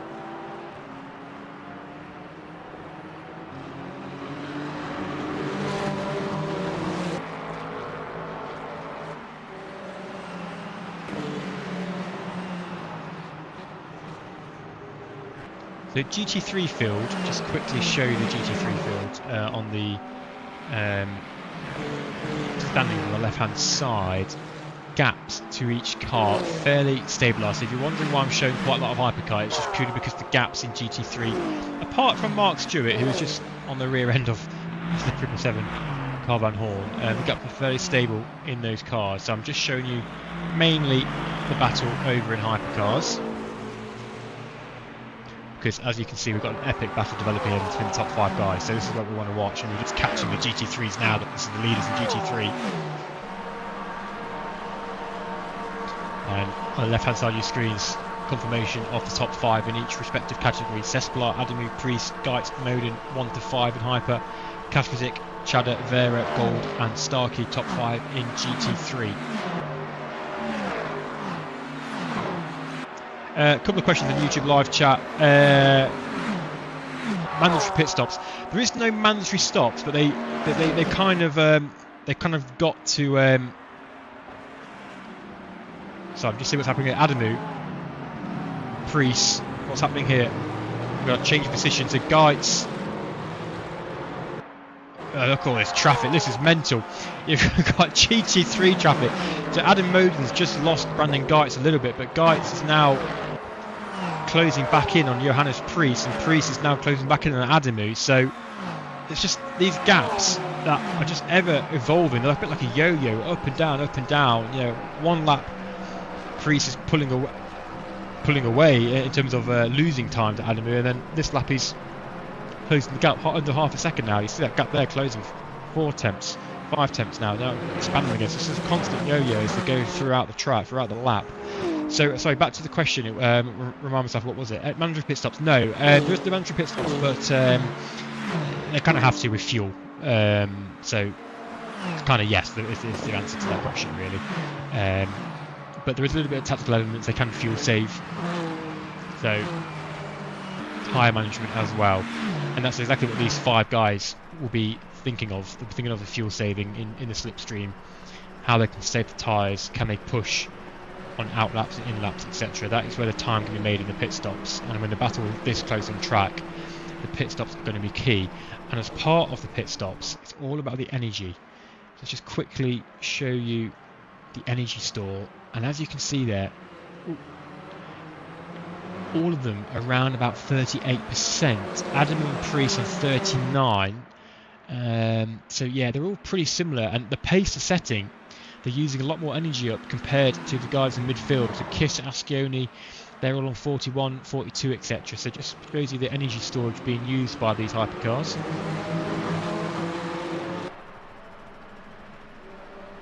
Gap though, Adamu and Sesplar, it's 2 tenths to 2 Ferraris.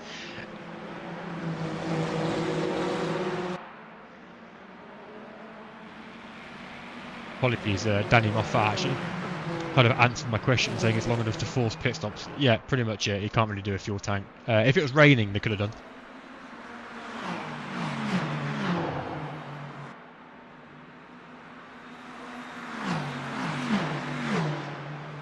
Yellow flags out for someone on track. Not sure who that's for.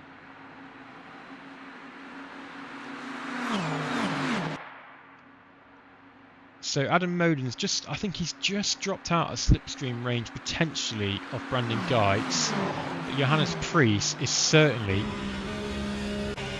in tow range, and here he is. This is the rear of Francesco Adamu looking at the front of that Peugeot of Johannes Priest. So first and second in the title, 2 points separate them about 2 centimetres separate the 2 cars. So Adamu, Priest side by side, first and second in the championship. Adamu is going to have the inside wide, a little bit of brake lock going on there. Priest is on the outside. He's not going to be able to get that move done, Johannes Priest. So Adamu stays in second. He's going to be feeling the pressure so much. I can't imagine the pressure and the adrenaline that all 4 of these guys are feeling. But I think it's just 10% higher for Adamu and Priest, purely because there's only 2 points difference and they are first and second in the championship. Sesplar and Geitz, a lot more needs to happen for the championship to go their way. So it's, you know, the ball is more in Adamu's and Priest's court. And Adamu is doing exactly what he needs to do to get his hands on a brand new Cube Controls wheel.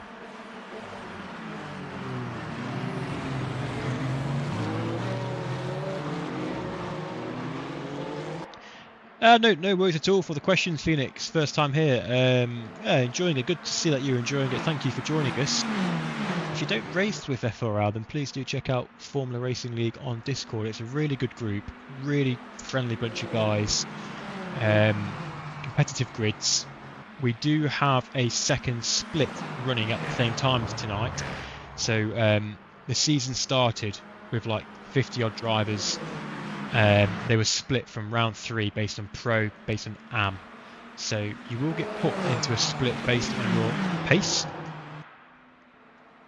And it's not just Le Mans Ultimate that FRL are involved in. We're also involved in Assetto Corsa, a little bit of iRacing, rFactor 2 with British touring cars, and F1 as well, F1 2025. I think there's a league going on. And we're also on PlayStation as well. So if you are watching and you are a PlayStation 5 or Xbox player, there is FRL leagues going on there as well.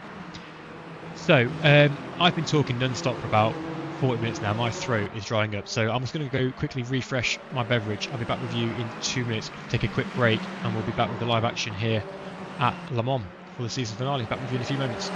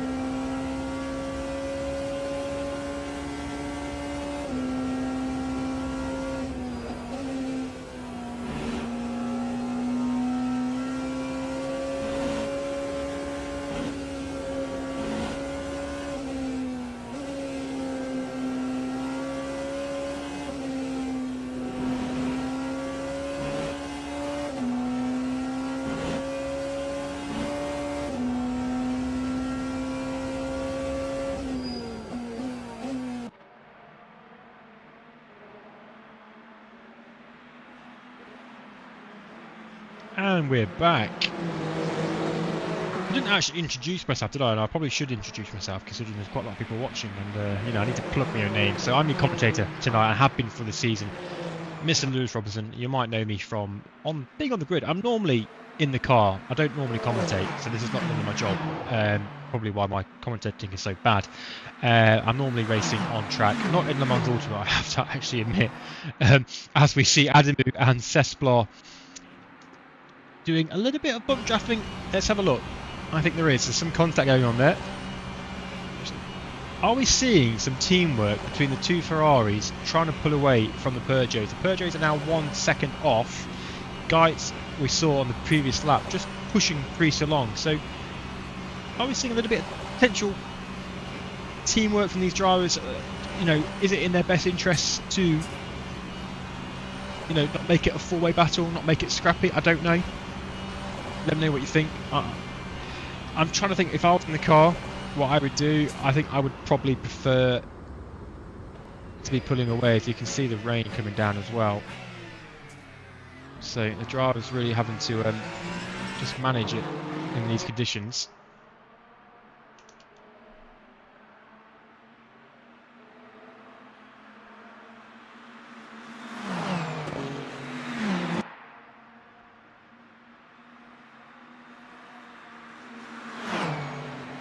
Now, with it raining as well, in the very light rain they've got, the tyres, they might be able to fuel save enough to make it to the end, but I don't think they will. I think the pace is too good. I think it's such light rain. I don't think it'll impact them. They are on those wet tyres, I believe. Yes, so what was I saying? Myself, quick introduction. Yeah, I normally race in iRacing and ACC. I've been racing with FRL for a number of years. I started on PlayStation 5 with FRL, ACC, GT3 Championships, moved across to PC, did ACC endurance racing with FRL, and I co-run an endurance team called SimTech Racing alongside my good friend Mark Conway and Roy Blues. So you might recognise my name from being on track with me and my team SimTech Racing. So yeah, very happy to join the commentary box this year to bring you the action from Le Mans Ultimate. Chris Jones, who is the head admin at FRL for Le Mans Ultimate, persuaded me, twisted my arm very hard, I must say, persuaded me to do commentary tonight. Well, not just tonight, but the whole season. Talking about twisted arms, talking about injuries, I'm carrying a horrendous injury right now, so you probably don't need to know this, but I'm going to tell you anyway. It's a little bit of a interlude before the pit stops rounds come round. I play football as well on a Thursday night. I'm a goalkeeper. I've got a horrendous little finger right now. My little finger, my right hand, is twice the size as the other hand. My finger is pretty much purple. It was a great save. I did save it. Tipped it around the post via my little finger, and I've got a really severe sprain, bruising, the swelling. So having to control the mouse on my right hand is quite a challenge at the moment, just because it's all taped up. Not that you need to know that, but there you go. Football injuries live on Formula Racing League TV. So let's have a look here, because Johannes Preece has joined the Ferrari party and looking to spoil it, because he's now right on the rear of the two Ferraris. Brandon Geitz a second behind and Adam Modin back then, but now a three-way battle here now. Look at this, they're almost like a trade. There's not a millimetre between them. So Adamu having a look down the inside. Cesblas took the inside line. Preece around the outside. He's going to get the move on Adamu. Is Adamu going to force it up the inside still? He's going to stay there, but Johannes Preece has retaken second position. But for how long? Because they're still side by side. Who is going to get the draft of Adam Cesblas? That's what they'll be fighting for. They'll both be fighting for the draft of Adam Cesblas.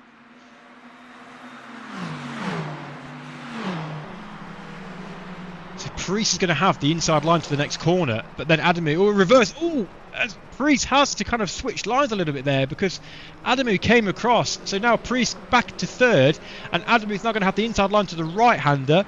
So is he going to go for a bit of a switch back, the Peugeot driver? They're side by side, back in behind, the tucking behind. So fantastic action, it really is. The driving from these guys is impeccable.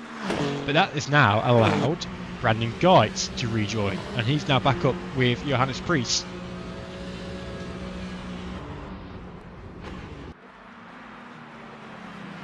And that's just let Cesblas extend his lead to 1 second.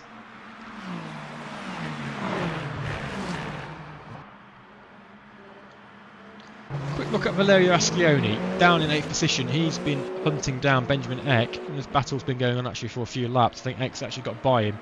So Ascioni 8th, Benjamin Eck 7th, the Porsche Penske Motorsport. And Valerio Ascioni in the Toyota.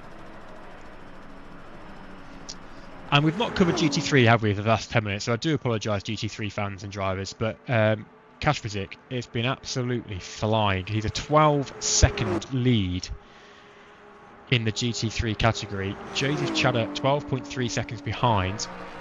He's on his own all the way there. 3.4 behind him is Leonardo Vera, and he's still got the Mustang of Danny Gould just hovering in the background, 1.4. But as things stand in GT3, Leonardo Vera would win the title and also win the Cube Controls wheel. So Leonardo Vera doing what he needs to do. Danny Gould 4th. Craig Starkey having a strong race, the 777 Mustang. He's lying in 5th. Alex Nieto is 6th in the Porsche. Here he is. You can see how spread out the GT3's field is. I think he's got an error on his wheel or something. His headlights are still flashing. Rudy V. Müller running in 7th. Nigel Longden 8th. Carl Van Horn 9th. Mark Stewart 10th. So that's the GT3 field. You can see it's quite spread out. So it's why it hasn't been on action on screen that much. And we've been covering a lot of the hypercars. But how can I not cover this battle? It's just been like this for the whole 45 minutes of this race so far. So let's just stick with it, because here we go again for round 9, round 10 of this race. I've lost count of what lap we're on. Either way, it's Cesplar, it's Adamu, it's Priest. They're going side by side again. They're 3 wide. We are 3 wide, ladies and gentlemen. A little bit of contact between the Ferrari and the Peugeot, and Johannes Priest takes the lead, but the switchback for both Ferraris. What a move from Adam Cesplar and Francesco Adamu. Adamu now takes the lead of the race. I can't keep up with these guys. I mean, did he go a little bit deep, or was it just an absolutely impeccable switchback from both Ferraris? It was like Scale Electrics there had just cut back on the Peugeot. So now Adamu, who took the lead of the race, is now under pressure from Cesplar. Cesplar on the outside in the orange, the red of Adamu. Through Indianapolis, Cesplar down the inside. He's going to leave it. There's contact. Cesplar still maintains it though. He keeps it straight. Flashing headlights off. Priest and Geitz has rejoined this party. Adam Moden is on this pack as well. This is a 5-way battle. The rain is coming down at Le Mans.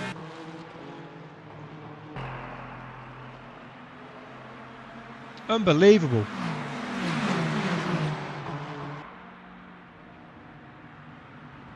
Really epic racing. Really, honestly, epic racing. So Adamu, he's in the position he needs to be in for his title. They've got GT3 traffic. Oh, it's the Aston Martin almost turned in. I think that was Carl Van Horn almost. Blimey, what was the heart rate of Adam Cesplar then?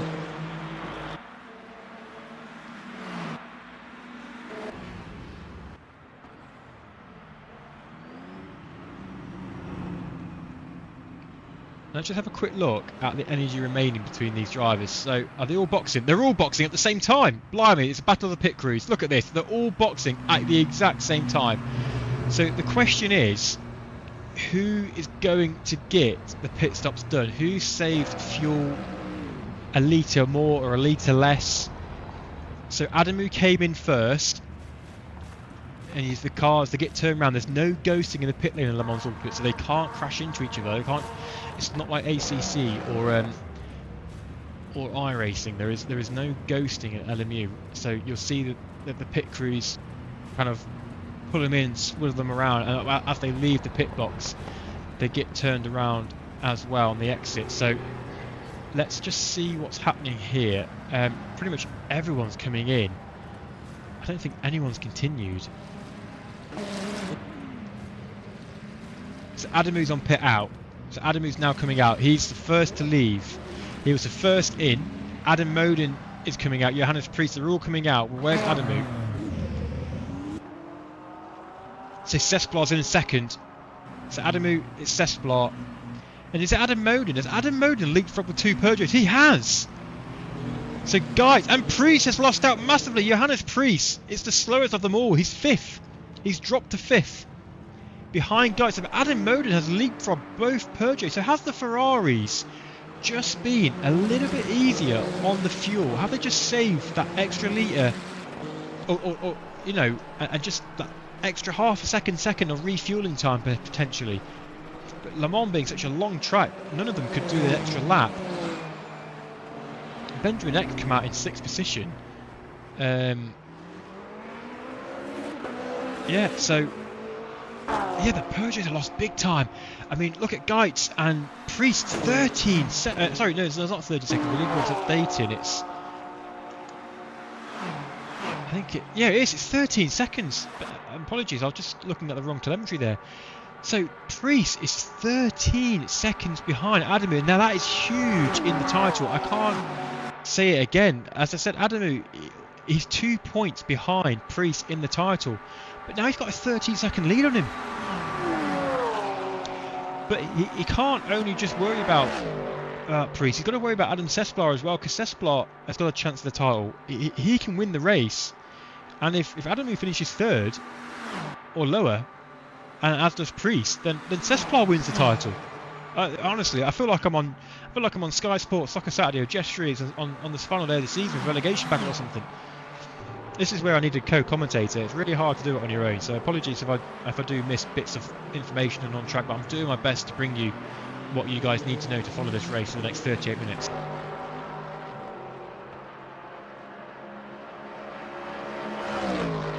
So GT3, so Leonardo Vera is showing us in the lead of the race, but he's got an extra lap, which is interesting.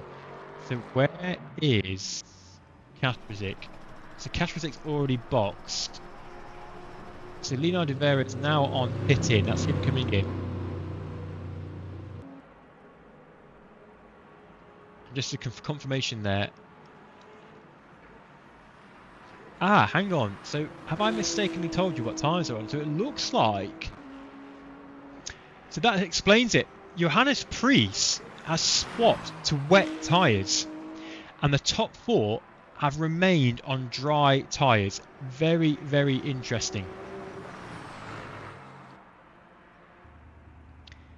So Johannes Priest has gambled. He's gambled on wet tyres. Is that decision going to haunt him in this championship? We'll find out in 37 minutes. Yellow flag's waving for someone. But Kasperzik is now coming through the final couple of corners. Leonardo Vera still in the box. What a great shot of the Mustang there. So is Kasperzik going to re-inherit the lead of this race? He's going to. So, oh, what, who was that?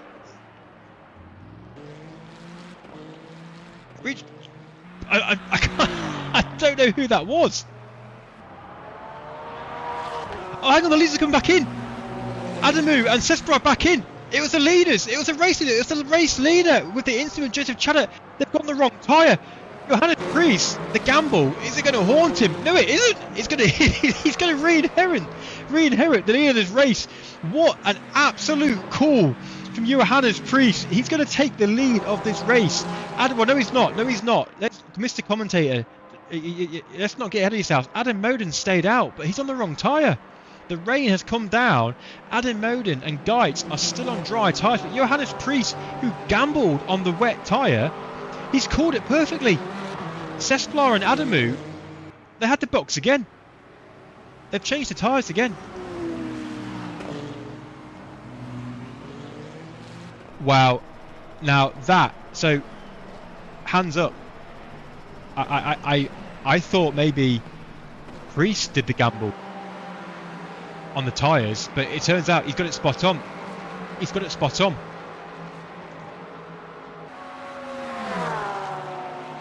I don't think Adamu can recover from this. No, he's over 30 seconds down. That's his race done. Unless there's an incident here for Johannes Priest. Johannes Priest pit stop going on to wet tyres. I mean, did they not think? Maybe they just thought the weather was going to improve. I don't know, but huge moment in this race and a huge moment in the title. But Adam Moden, I mean, he'll see the telemetry. He'll see what's happened to Adamu and Sesplar, and will he just gamble now? Will he just stay out? unbelievable controversy here. Well, not controversy, but just unbelievable changes of situation. I mean, Priest, who I thought made the wrong decision, 13 seconds off the lead, and then to see, I mean, we saw the Porsche of Joseph Chadder and Adamu just diving into the pit lane. You know, how did he not crash? Adamu's championship hopes just going, you know, before his eyes almost. You saw yellow flags out as well. I think it's Cody Besseling. No, he's in the pits. Has he retired, Cody Besseling? Is it a yellow flag glitch? But anyway, over in GT3, Kasperzik still leads. Joseph Chadder is second. Leonardo Vera is third, so he's still winning the championship as things stand. Adam Moden gap down to 4.5 seconds. Confirmation of the tyre choice. He's on dry tyres. Everyone else is on wets. And there, the number of stops there. Left by Adamu, 2 stops. Oh dear, oh dear. I bet they can't believe it. I bet they're so annoyed with themselves.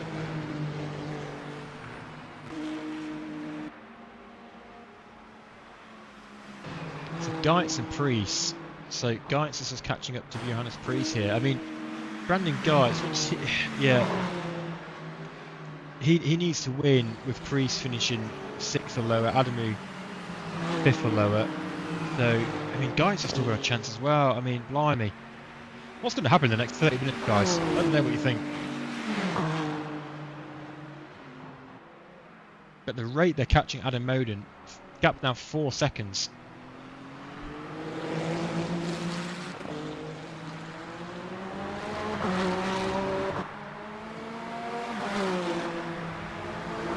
You can see how wet it's got on track. So Adamu and Cesar just made the wrong decision. And that's Kasperzik. They've just lapped the race leader of Kasperzik in GT3. Leonardo Vera just starting to catch Joseph Chadder as well. Gap 2 seconds between those two drivers. Adamu now all the way down in 6th position. How penny for your thoughts, Francesco Adamu. What is he feeling inside that Ferrari?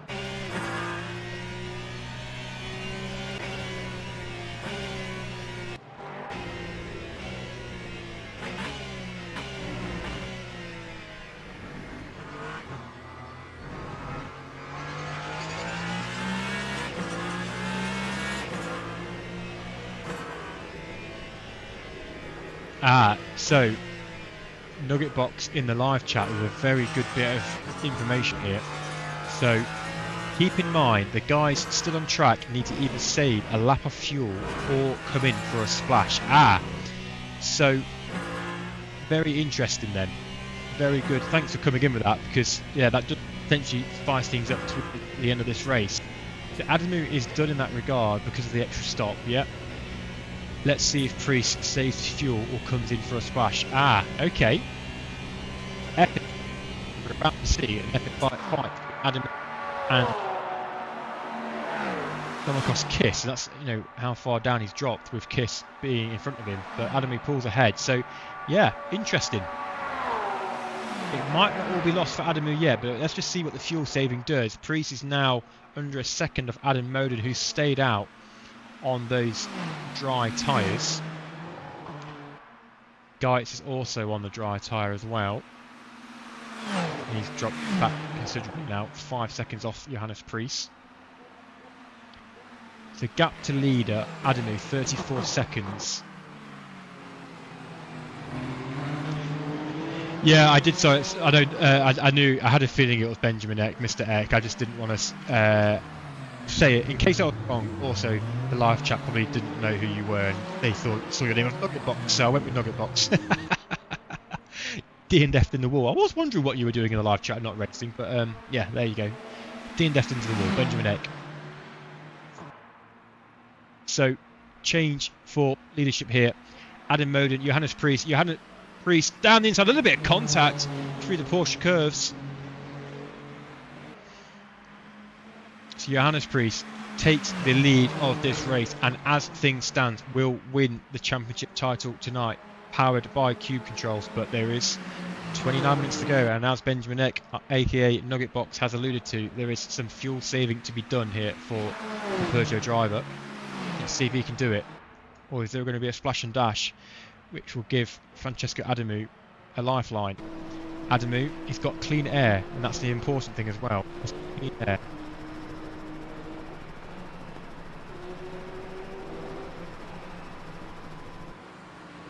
Desplat just making his way past that Kasperzik. It was.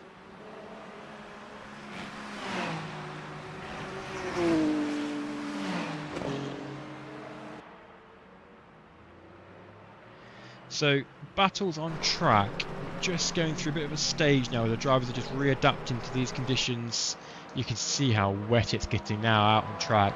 Drivers just tiptoeing around the Porsche curves. Leonardo Vera, steady third position. Hasn't got the pace tonight on Kasperzik, but he just needs to finish 8th or higher, and he's currently 3rd. So Leonardo Vera on course to take the GT3 title with 28 minutes remaining.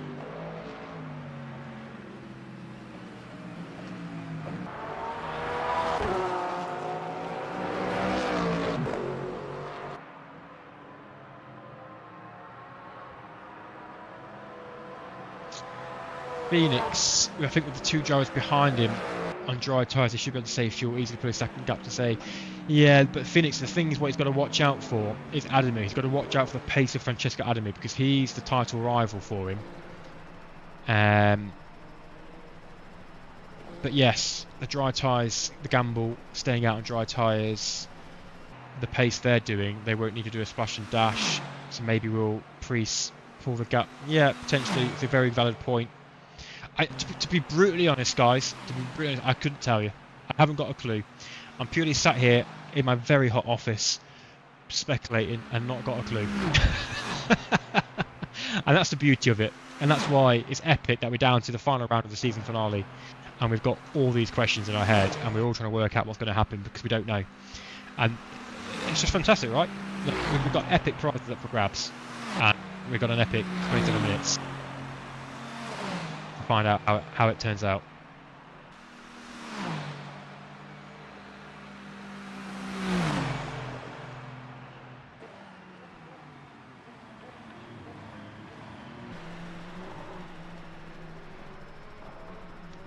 So I'm going to actually take this opportunity, just while the gaps are a little bit extended between drivers, the calm before the storm, perhaps. I'll take this opportunity just to refresh my drink. I'll be back with you in a few moments' time.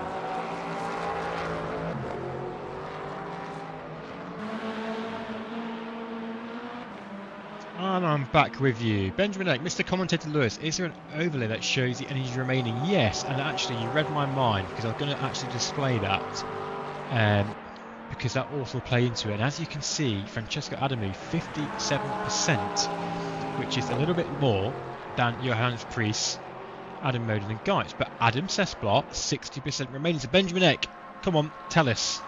What does that tell you in terms of the strategy here?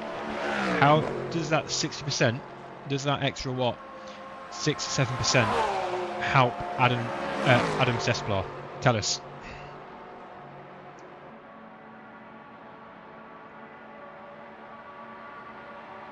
João Pedro Sodra lost connection. Oh, sorry to hear that, João Pedro. Final race of the season. Apologies to hear that, my friends. Thank you for joining the grid this season. Good to have you on the grid.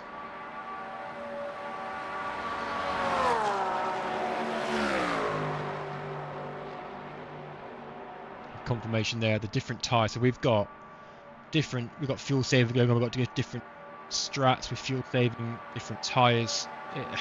Epic. Fantastic.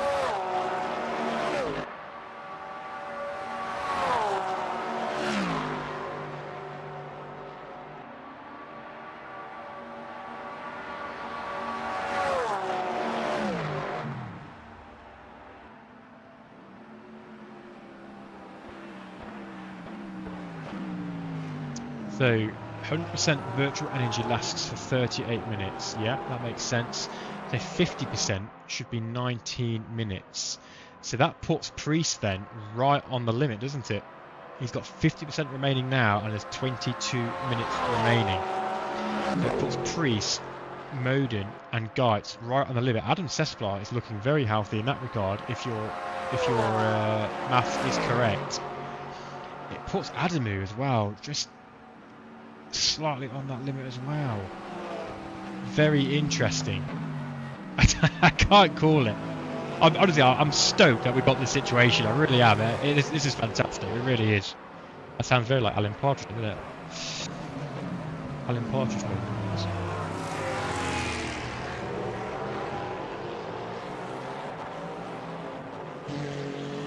So the gap as well.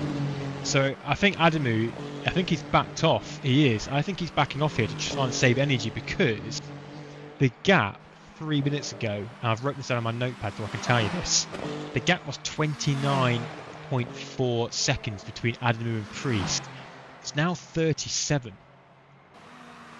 So it's Adamu completely backing off to save that virtual energy perhaps and save the fuel in the hope that Geitz has got to come in. Well, Geitz is going to have to, isn't he, with that energy remaining, surely.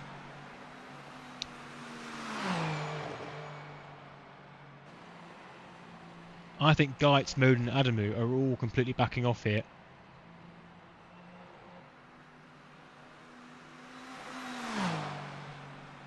So 34 seconds the gap. 17. Let's just quickly go on board actually with Moden and Geitz because I missed the gaps there, but they were very close to each other and they are very close to each other. So Moden and Geitz. So these are the guys on the dry tyres in wet conditions. Both on 50% energy storage remaining.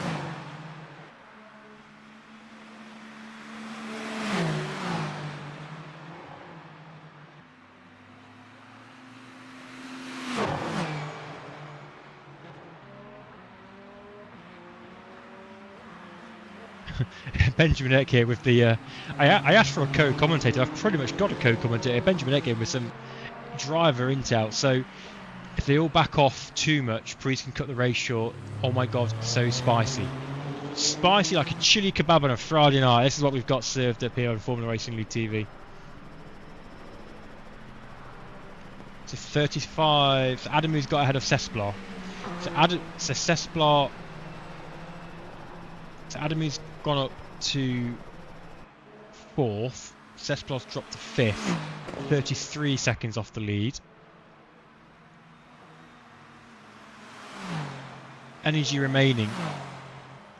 So they're all under 50% now, except for Adam Sesblar.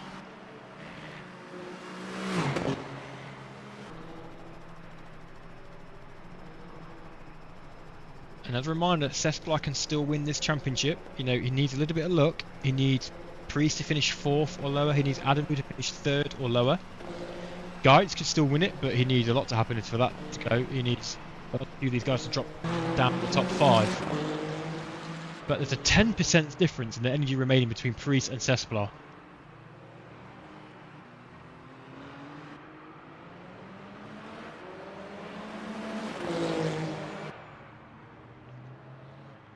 Yeah, if you are joining us live, then very much welcome along. You've joined at this perfect time. You've joined us at the end of the season, the climax to this season FRL Le Mans Ultimate, and the climax to this race where anything can happen between the top 5 in hypercar. Over in GT3, it is pretty as you were.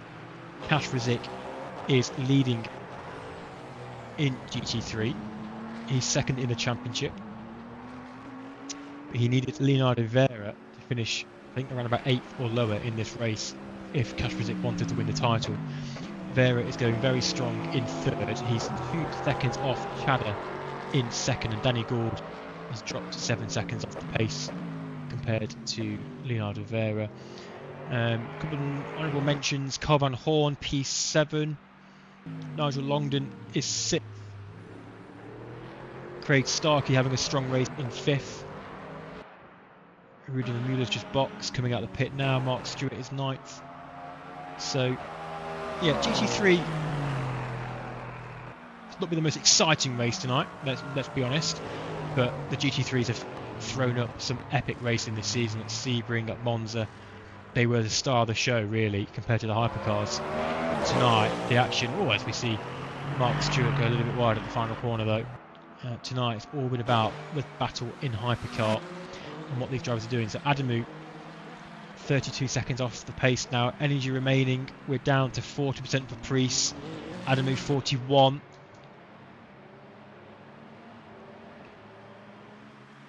Cessplar 47. I can't call it. We're just going to have to wait and see what happens.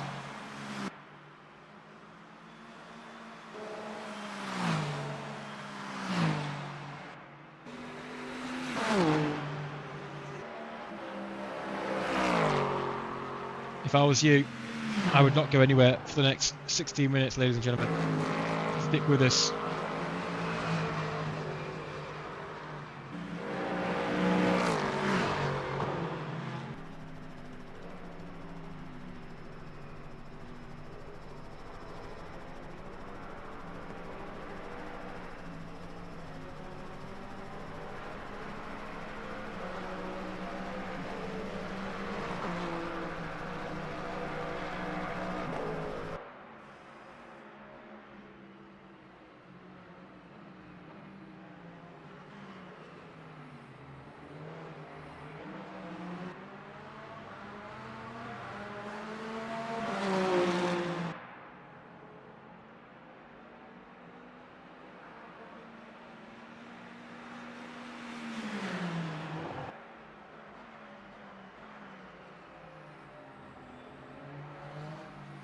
So, based on my calculation, though, it's going to come down to the last 5 minutes here, isn't it? With the energy storage remaining, the fuel saving, it's going to come down to the last 5-10 minutes. So this is the calm before the storm here. The drivers, the lap times they're doing. Let's have a quick look actually at the lap times.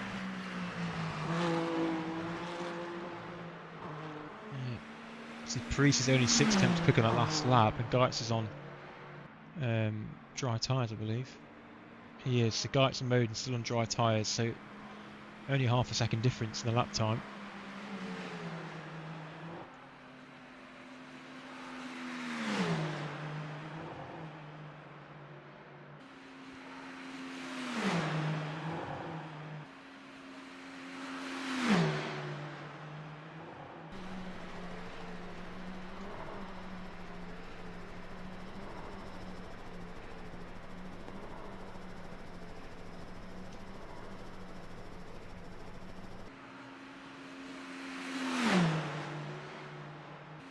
Adam Cessplar just closing in again on Adamu. 1.8 the gap between those two drivers.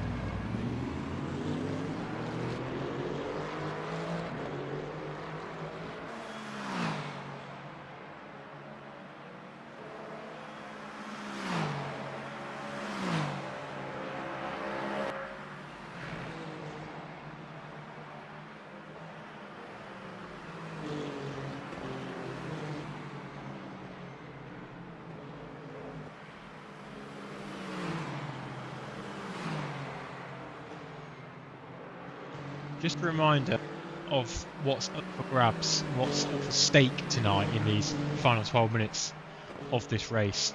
The hypercar and the GT3 champion will both win the Cube Controls F-Core Evo Will.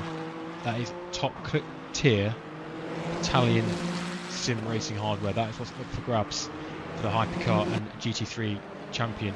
There's also a third prize to win an F-Core Evo Will, and that is the raffle prize, and whoever's attended 75% of the round. There is a set of S-Core pedals can be made available as well to the winners. It's offered to the hypercar winner first, then GT3 and the Rafa after, so they can the winner of hypercar could choose to claim the pedals rather than the wheel, etc. So that is what's up for grabs. Really epic prizes up for grabs from Cube Controls, and a huge thank you to those guys over at Cube Controls for supporting FRL this season.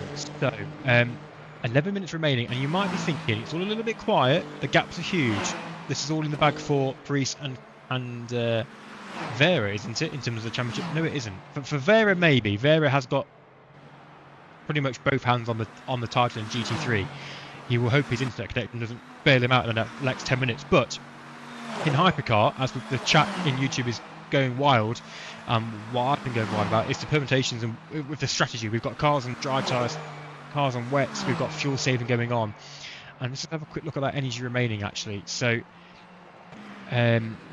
Priest 29% remaining, Adam Stesploff 36, Moden 30, so you can see the energy remaining there. If that runs to 0 before the end of the race, they are effectively out of the race. So it's, yeah, I think it's going to be interesting to see what happens here with the energy store. They're all saving it. They're all saving as much as they can. There's 10 minutes remaining.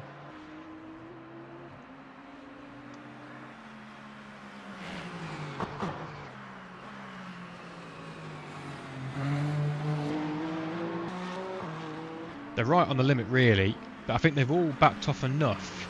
They're starting to maybe potentially get to the end, are they not? Because what was we saying earlier? 50% is around about 19 minutes.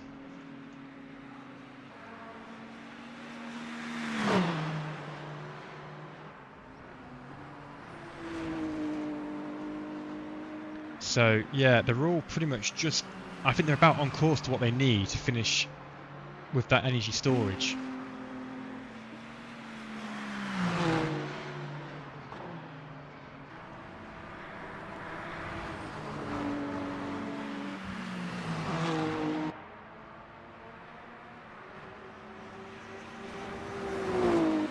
We shall see. We'll see how it plays out. We haven't got long to find out. This time in about 10 to 12 minutes we'll know who's won the title.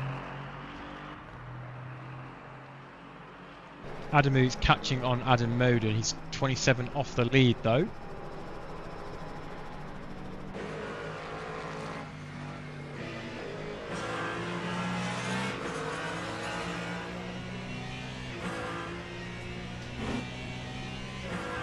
Yeah, Benjamin coming in there. So 3 laps to go. Green flag running is about 8.2% usage per lap. So it looks like Priest is quite good on saving. Yeah, I think they've all backed off the pace in the last 10 minutes to put themselves in a situation to be quite good on the energy.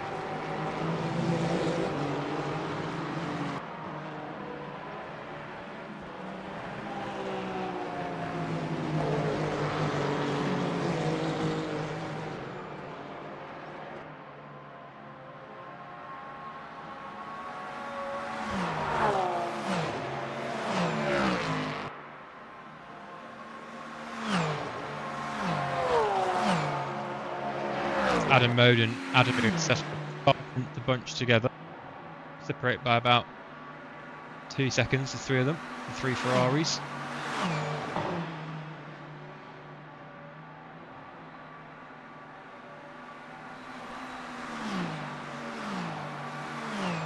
Catherin with a sublime drive tonight. 19 seconds his lead. Chad Vera still hunting Joseph Chad down with 21 seconds off.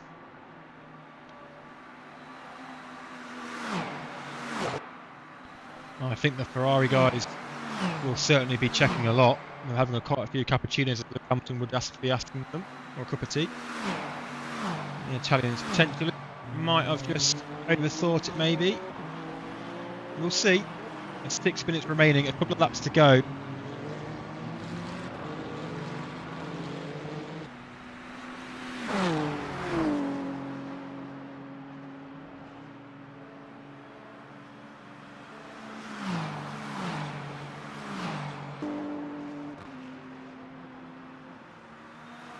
%, remaining for these drivers. Priest, 21 guides, 26 Adam Sesflar.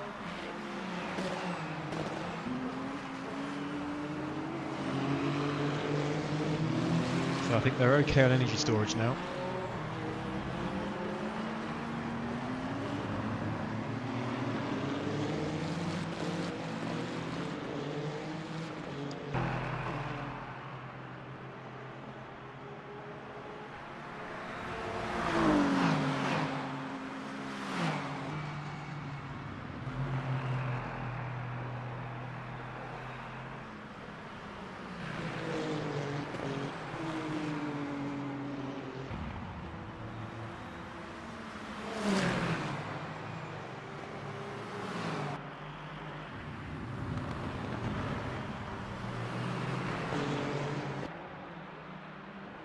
On your screens is the battle for 3rd, 4th and 5th.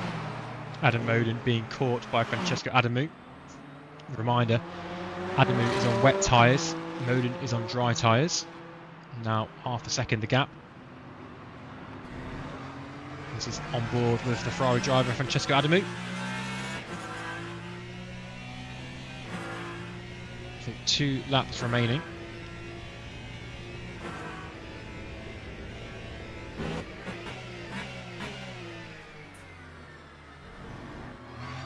Keep our eyes what's happened with the fuel saving.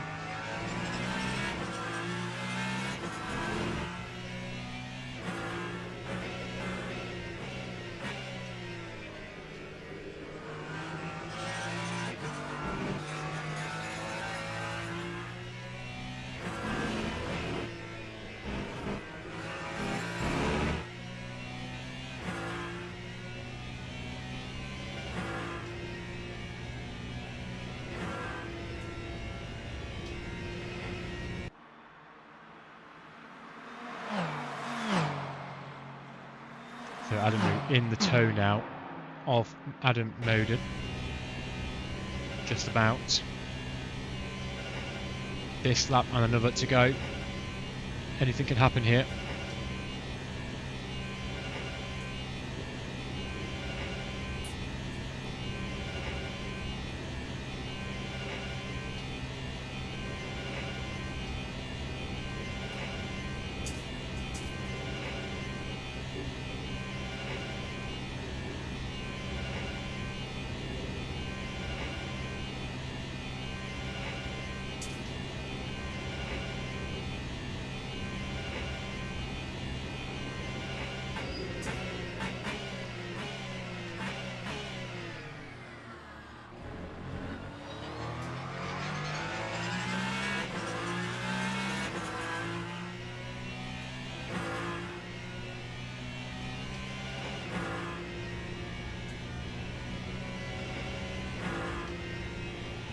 %, remaining of Johannes Priest.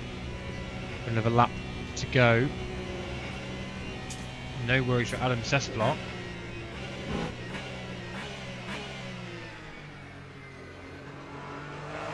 Adamu very close now to the Ferrari of Adam Moden.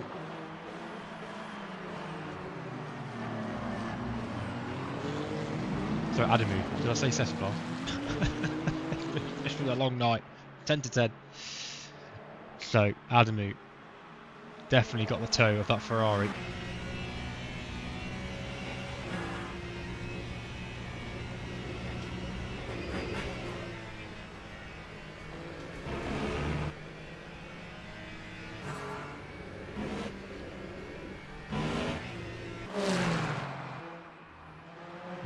Preece coming round to start. The white flag is being waved. This is the last lap. Johannes Preece is a lap away from winning this championship, or is he? Brandon Geitz, P2. White flag being waved for him. Moden and Adamu are coming through.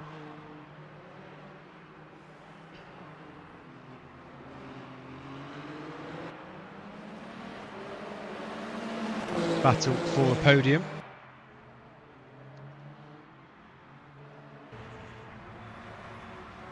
Kasperzik just to be careful of the Ferrari hypercar coming through as well.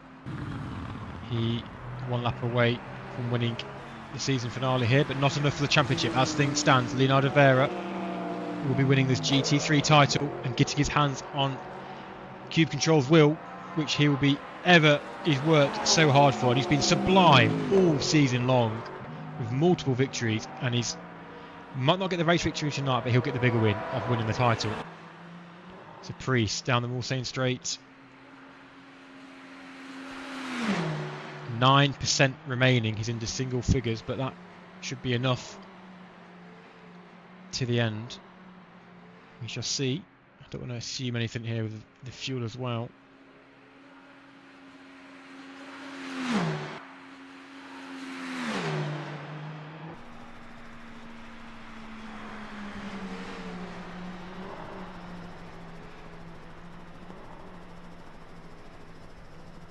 Adamu and Moden behind in 3rd and 4th. Adamu just dropped a couple of attempts. Now 2nd of Adam Moden.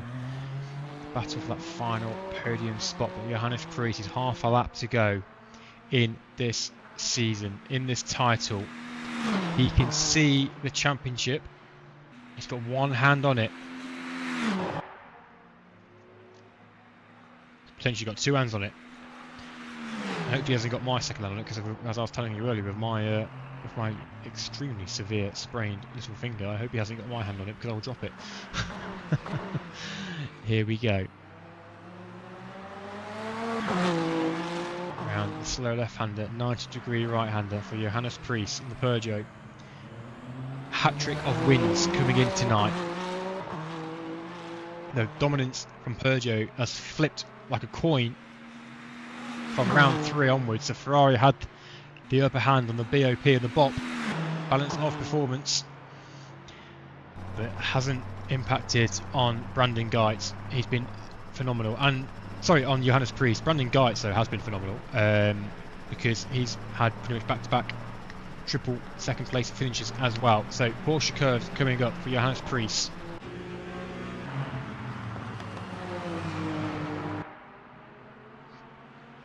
He's had a 2-point lead coming into this race over Francesco Adamu. He just had to better Adamu's result to win the title. He doesn't box, the fuel is good, the energy storage is good. He's 1-2 corners away from winning the championship, winning this race. And Johannes Preece is your championship winner here on Formula Racing League TV, Le Mans Ultimate. He's your Cube Controls championship, Johannes Preece. Wow, what a drive. What an absolute phenomenal season from Johannes Preece. He is your series winner. It's looking like it's going to be Leonardo Vera in the GT3. We'll catch up with him in a moment. Brandon Geitz is going to come home in 2nd.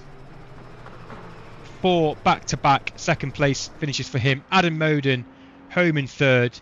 And Francesco Adamu, the Ferrari boys will be wondering what's happened with the strategy. Did they make the wrong decision by doing the double box? What are they thinking in the Ferrari cars? But let's just go to Leonardo Vera. We've not seen much of him tonight, and that's probably, for him, it's probably a good thing, because he's been out of the headlines, been out of action. But he's also drove an absolute incredible season, multiple victories in GT3, and we've seen tonight it's been a lot of attention on the hypercars, but all season long, Kasperzik, Chada, and Vera have been trading lap times, trading pole positions, trading positions on track. They've all been doing brilliant battles, but Leonardo Vera has been the number 1 pretty much throughout the season, and you know, deservedly so. If he crosses this line, will win the GT3 title. We're going to find out in 10-15 seconds time. He's coming through the Porsche curves, got a couple of corners to go, bringing that Mustang home safe.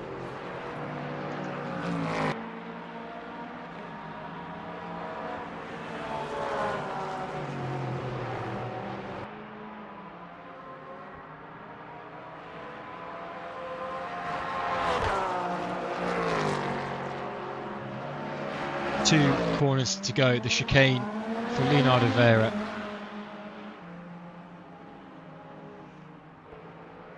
Round 1. And round 2. And round 3. Straightens the wheel. And Leonardo Vera, your GT3 winner at Le Mans Ultimate Season 2 of Formula Racing League. The Masters of LMU is your GT3 title winner and has both hands firmly and confirmed on the FGT Evo wheel at Cube Controls. What an absolute mega drive, mega season, and what a mega prize he's got his hands on. The donuts out for the Ford Mustang. Wow.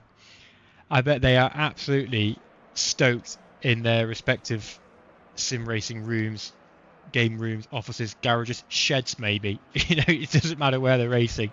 They'll be probably having a nice strong drink after that race.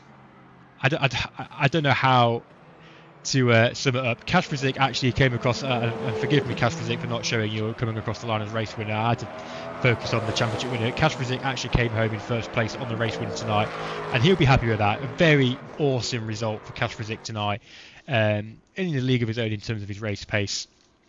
And Joseph Chadder and Vera couldn't match him, but it isn't enough for Kasperzik to win the title. Kasperzik will finish second in the championship, and congratulations to him as well. I know he hasn't won the title, but he has also drove a phenomenal season. Him and Chadder, Joseph Chadder, let's not forget about Joseph. They've both pushed Leonardo Vera all the way, and yeah, another season. Who knows? Next season, Kasperzik, Chadder, it could easily go to those guys as well. So hands up, round of applause to those drivers, and a round of applause to every single driver who's participated in this season. We've not covered them all tonight, and apologies for those drivers if you watch this back later.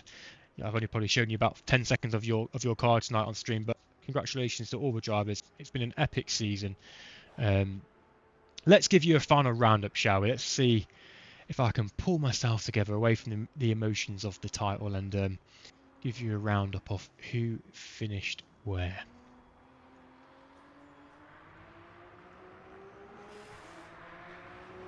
So, on your screens right now is the race standings from Le Mans. Johannes Priest is your champion winning driver. Johannes Priest for the 93 Peugeot takes the race win tonight and takes the championship. Brandon Geitz in P2 for a Peugeot lockout, front row lockout at Le Mans. Adam Moden, P3 final podium. Great drive from Adam Moden. He was running 5th for pretty much the first stint of this race. Leapfrogged a lot of the drivers in the pit stops. Made the second pit stop along with Adamu. Is that strategy going to haunt them? Potentially. But Adam Moden, either way, strong result for him in 3rd position. Francesco Adamu came in tonight with such high hopes. Only 2 points behind Johannes Priest. Hasn't worked out for him. Hit 4th on the night. Commiserations to Francesco. Adam Sesblat, P5 in the orange Ferrari. Domikos Kiss rounding out the 4th Ferrari in P6. Strong result for Domikos Kiss. Another familiar name and face at FRL on the Discord server. Alex Alfonso, P7. Jan Barth, who we spoke to in the pre-race show, coming home in 8th position. Thank you again, Jan, for joining us along with Astro Racing Team in those driver interviews before the race. Dominic Illinger, P9, and Valerio Ascioni, P10. Chris Jones, the head admin at FRL, came home in 11th position. And maybe Chris might be joining us. We'll see. Just bear with us, chat. I'm going to get out my commentary box, run down to the garages and try and get Chris Jones into a headlock and see if he can come onto this stream and just say a few words. Unfortunately, João Pedro Sodra and Benjamin Eck, aka Nuggetbox in the live chat, who was pretty much my co-commentator at that final stint, DNF'd from the race. So that is your hypercar standings for tonight. Let's switch to GT3, shall we? Because here we go. Kasperzik taking the win tonight. Huge congratulations to him. No mean feat winning at Le Mans. So he's done a superb job tonight. It wasn't enough to take the title away from Leonardo Vera, but it was enough to win on the night. So Kasperzik takes 1st position. Joseph Chadder, who's been on the podium for every single race this season, continues that trend. Finishes 2nd in the Porsche. Leonardo Vera, third place. He had to finish 8th or higher pretty much if Kasperzik won. He did just that, finishing third, taking the title in GT3. Danny Gould, strong race from him. I mentioned him a few times actually at the start of the race. Really strong qualifying position, and that Mustang was looking pretty quick at some parts of the race. The first part of the race in particular, he was keeping up with Leonardo, and he actually only 2.7 behind in the end. So yeah, strong pace from Danny Gould tonight. Craig Starkey P5, strong result for him as well. Nigel Longdon P6. Cole Van Horn was another Astro racing driver we spoke to in the pre-race show. He came home in 7th position, which is quite ironic considering he's got a 777 Aston Martin. Rudy Vermeulen P8, Mark Stewart P9, and Alex Nieto was D and F. So we actually only had 9 finishes in the GT3 category. So chat, let's have a look. All the comments are flying in. Blimey, I can't keep up with you all. You're making my job very hard tonight, chat. Tom Brunel's in the chat. GG, thanks Lewis, thanks Molly. Well, you're very much welcome, Tom. Thank you for having me on the commentary this season. It's been a blast, very much appreciated, and I hope I've done the season justice. It's been an epic season actually. So I know a little bit biased saying this, but some series can be a little bit anticlimactic, but I certainly think this has served up some phenomenal racing every Friday night. Natalia Romanska, good job. Kasperzik, yeah, Kasperzik, phenomenal job tonight. Phoenix, good racing. Dan, thanks for the great season, everyone. Paul Wallace, Martha, Jan Barth, GRDC TV, thank you all for joining in the live chat. Just bear with me, guys. I'm just going to see if we can get an interview or two, so just bear with us just for a moment to finish off the season. We won't leave you just yet.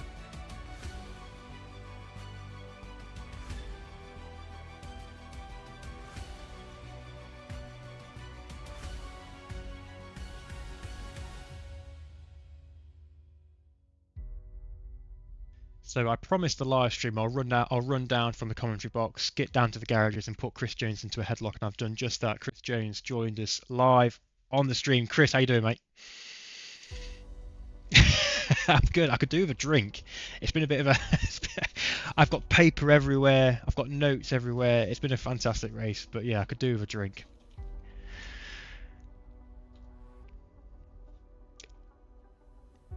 It was, mate. It was fantastic. Yeah, it was really, really good. It kind of kept us on an edge a little bit. We wasn't sure what was going to happen with the strategy. The Peugeot boys got it nailed on.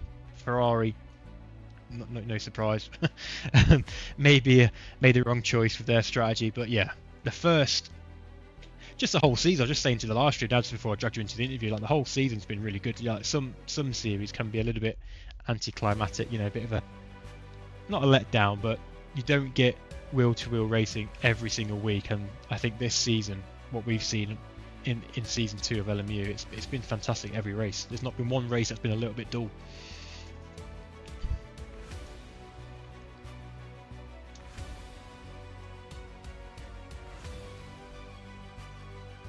Make it interesting. I did think the Ferraris were going to run away with it to start with. We can't hear Chris on stream. We can't hear you. Sorry, you're now on stream. Apologies, it's my first mistake of tonight. I'll take a slap on the wrist. You can now hear Chris. Chris should be able to be heard on the live stream. Hello again. There we go. Yes, I was just saying the pecking order changing from the Ferraris at the beginning of the season to the Peugeots at the end definitely kept it interesting throughout. Yeah, because we wasn't sure how it was going to change tonight, was it? Because I think was it you saying who the Ferraris had the upper hand here earlier on in the season? With the chicanes, the Ferraris were by far the fastest cars and the Peugeots were nowhere. So it was interesting to see if it was still going to be that again. But they looked pretty even, to be fair, in the dry. It came down to tactical decisions. It did indeed. How did your race go tonight? I saw you P11. How did it go?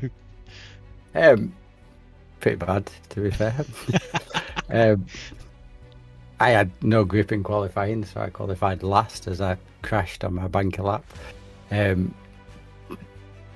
decided to go for wets a lap earlier than everyone else, and forgot that I have to turn the pit lane speed limit on in this game, so I got a drive through for that. Right. So it was a bit lonely. So I'll admit at the end we were messing about, and I pushed Longdon's Beamer down the back straight to 305 miles an hour, 305 kilometers an hour, and it were a bit sketchy. Have you got any kind of closing remarks that you want to say for the season? You know, I can't believe the season's been over. It's gone quite quick, but it's yeah. Any closing comments? In terms of driving, it's been a fast 8 weeks. In terms of admin, it's been a hectic 8 weeks. I just want to say big thank you to the majority of the drivers. You were well behaved, easy to look after, and a pleasure to put events on for. Say thank you for SimGrid, who allow us to host this and make the majority of the back door work simpler than it normally is. And obviously a big thank you to Cube Control for sponsoring the event and giving us the wonderful prizes for people to be able to fight for. And yeah, hopefully it kept it all interesting to the end, and everybody enjoys the prize. Still one more to draw on Tuesday, I believe. We've got a community race with the new track and Lambo and Lexus, and after that me and Tom will be doing a kind of like little podcast where we will draw the final prize for all the attendees that made it, and see who gets that last wheel. So just remind us, how does that work? Is that 75% race attendance, is it, for the third and final prize? Yeah, basically the 8 races this season, so if you attended 6 of them, you get a spot in the draw, and it's just we're going to use a random generator online, put all the names in, and see who it pops out. Great stuff. And yeah, I was just going to say actually, the prizes that the winners have got, the wheels, really great prizes. So yeah, just a thank you as well from me for Cube Control's epic prizes. And yes, I don't know what Jonathan Priest will choose, but Mr. Leonardo Vare has already messaged me to say if he doesn't take the pedals, can he have the pedals? So one person already wants his pedals. Yeah, is eager. Lastly, just want to say thank you for yourself, even though it's an expensive thank you. You know, I appreciate you doing all 8 races. You've been very entertaining, and you've done a cracking job of commentating for us. Well, thank you, Chris. I mean, if you can see me right now, you're making me blush. But you know, you can buy me dinner tomorrow night. Actually, no, I'll buy you dinner.